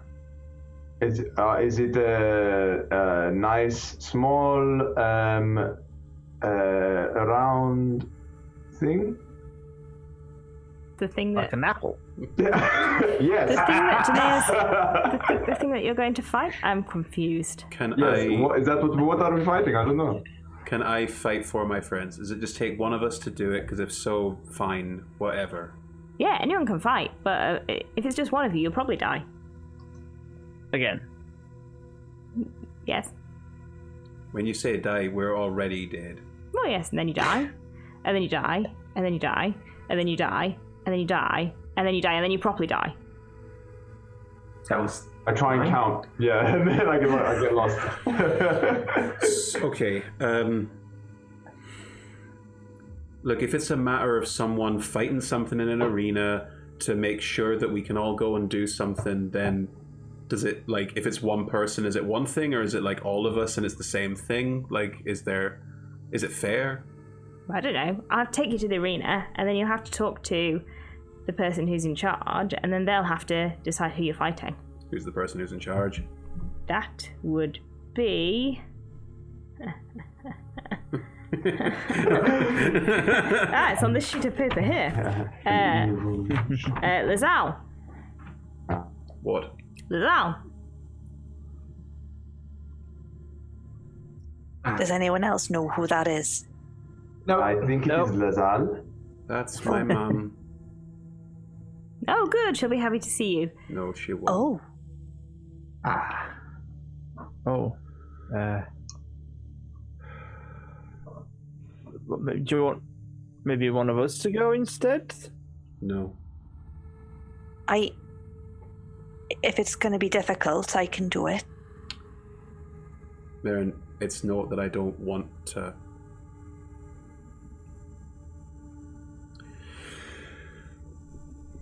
Look, you've met your sister. This is my axe to bear. I met my sister once. Thank you, friend. What's your name? What do you need from us, Danae? Yes. I don't know. If there's some kind of fighting and my mother's involved, I think I probably need all your help if she's fighting. But it doesn't sound like she is. We fight something, right? We don't fight her. I don't know. She's a really good fighter. I enjoy watching her. Yeah, I bet she is. We've become quite a pretty good fighting unit ourselves. Yes, When yes. we can actually direct the attacks at the right people, then we, You are possessed. And there's that chimera as well. I mean, that didn't go. Don't want to be possessed. It's not good. It's not good vibes. Folks, if you think I'm scary, my mother's worse. She ran my clan, and she was a trumper. She murdered thousands, and it weren't even difficult for her. She's horrible, and if she's down here running some kind of arena down here, then she's only gotten worse. Sound very heroic. No. Well, Mirren walks over to Danae and kind of like... It's like everyday life for me. Yes, thank you, Natalie. Well, if I've learned anything, and I appreciate that I am not as experienced as you are, but if I've learned anything, it's that our parents are not always right, and they do not always do the right things by us. But if you have people who are with you, who are looking out for you, then we can make things work, and we can get through it. And we are here. So... Yeah, she's definitely right, mate. My parents were horrible. I'm not convinced how much you're helping, sir, but thank you very much. Thank you, Mirren. The story of a Cyclops who's had slightly nasty parents and once met the sister. It's not the stuff of Nordic legend, is it? I mean, no offense. You seem like a very tall person, but That's great. I'm going to give Mirren a hug. She was kind of debating whether to take your hand while she was talking to you, so she hugs you back. Group hug. No. oh, go on then, come here. I'll give you a Cyclops a hug. Gives you a hug. Really big hug. Big squeeze. Oh, actually, I needed that. That's good hug. Right. Time to go and kill my mother. Again. Well, hang on. No one said that was going to be necessary. We shall walk over there, and we shall demand to speak to the person in charge, and we shall ask exactly what we need to do to continue. And we will not worry about what it is until we get there, because we do not know what it's going to be. Man, I killed Yes. her. I don't think this is going to be a heartfelt reunion. We do not know until we get there. Yeah, but that's not great though, is it? No. But if this is the way that we have to go, we do not know until we get there. No, I'm pretty certain that I know. Danae, I will be right behind you all the time, writing everything down. Just stay behind me, okay? Do you think you told Neo that you killed your mum? No, I never speak of it. Interesting. So I'm One-Eyed Don, and I will be your escort. No! I'm totally seeing like a little sort of like maitre d' uniform on this like massive cyclops.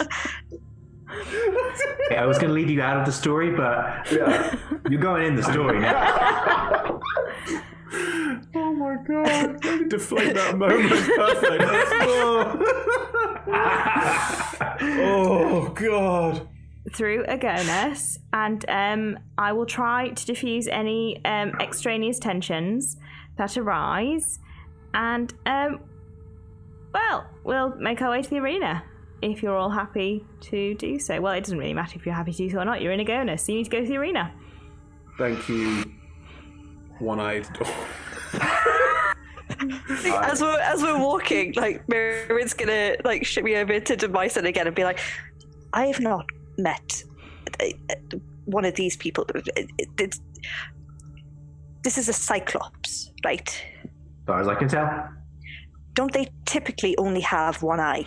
Pretty sure, yes. I wonder if they're all called like One-Eyed something, or whether this one's like an ironic name, or I don't know. No, it's Really more asked, is that rude? straightforward than that. You see, there was already got a one Dawn that's got two eyes. And so... Why don't they just call him Two-Eyed Don? Why pick Well, on you could be you? Cyclops Don. You don't have to... Yeah. I guess that's long. I don't know. I got to Danae and I say, your mom is like the person that made you, That's right. and you killed that person. I did, yeah. Why?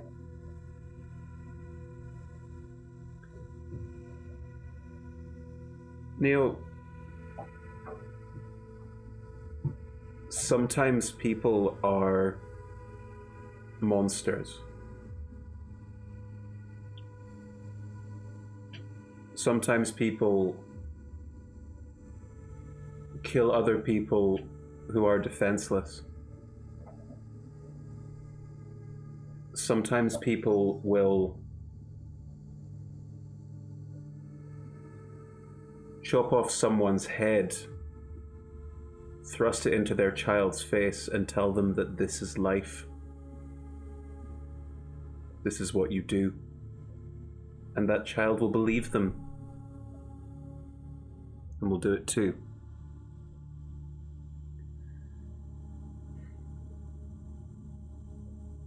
I do what I do, and I worship who I worship because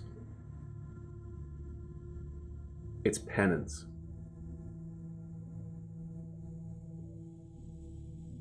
I was wrong. I was made wrong, and I fixed it.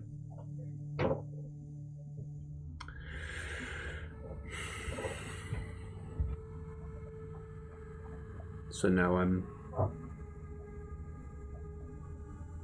gonna try and fix it all over again. I will help. I know you will, love.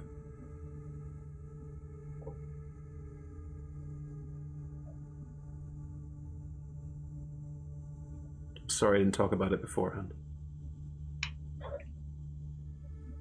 That's okay. One time I found an acorn and I didn't tell you because we were busy.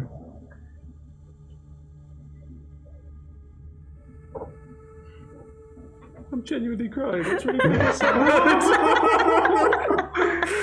Oh. Give me a big hug.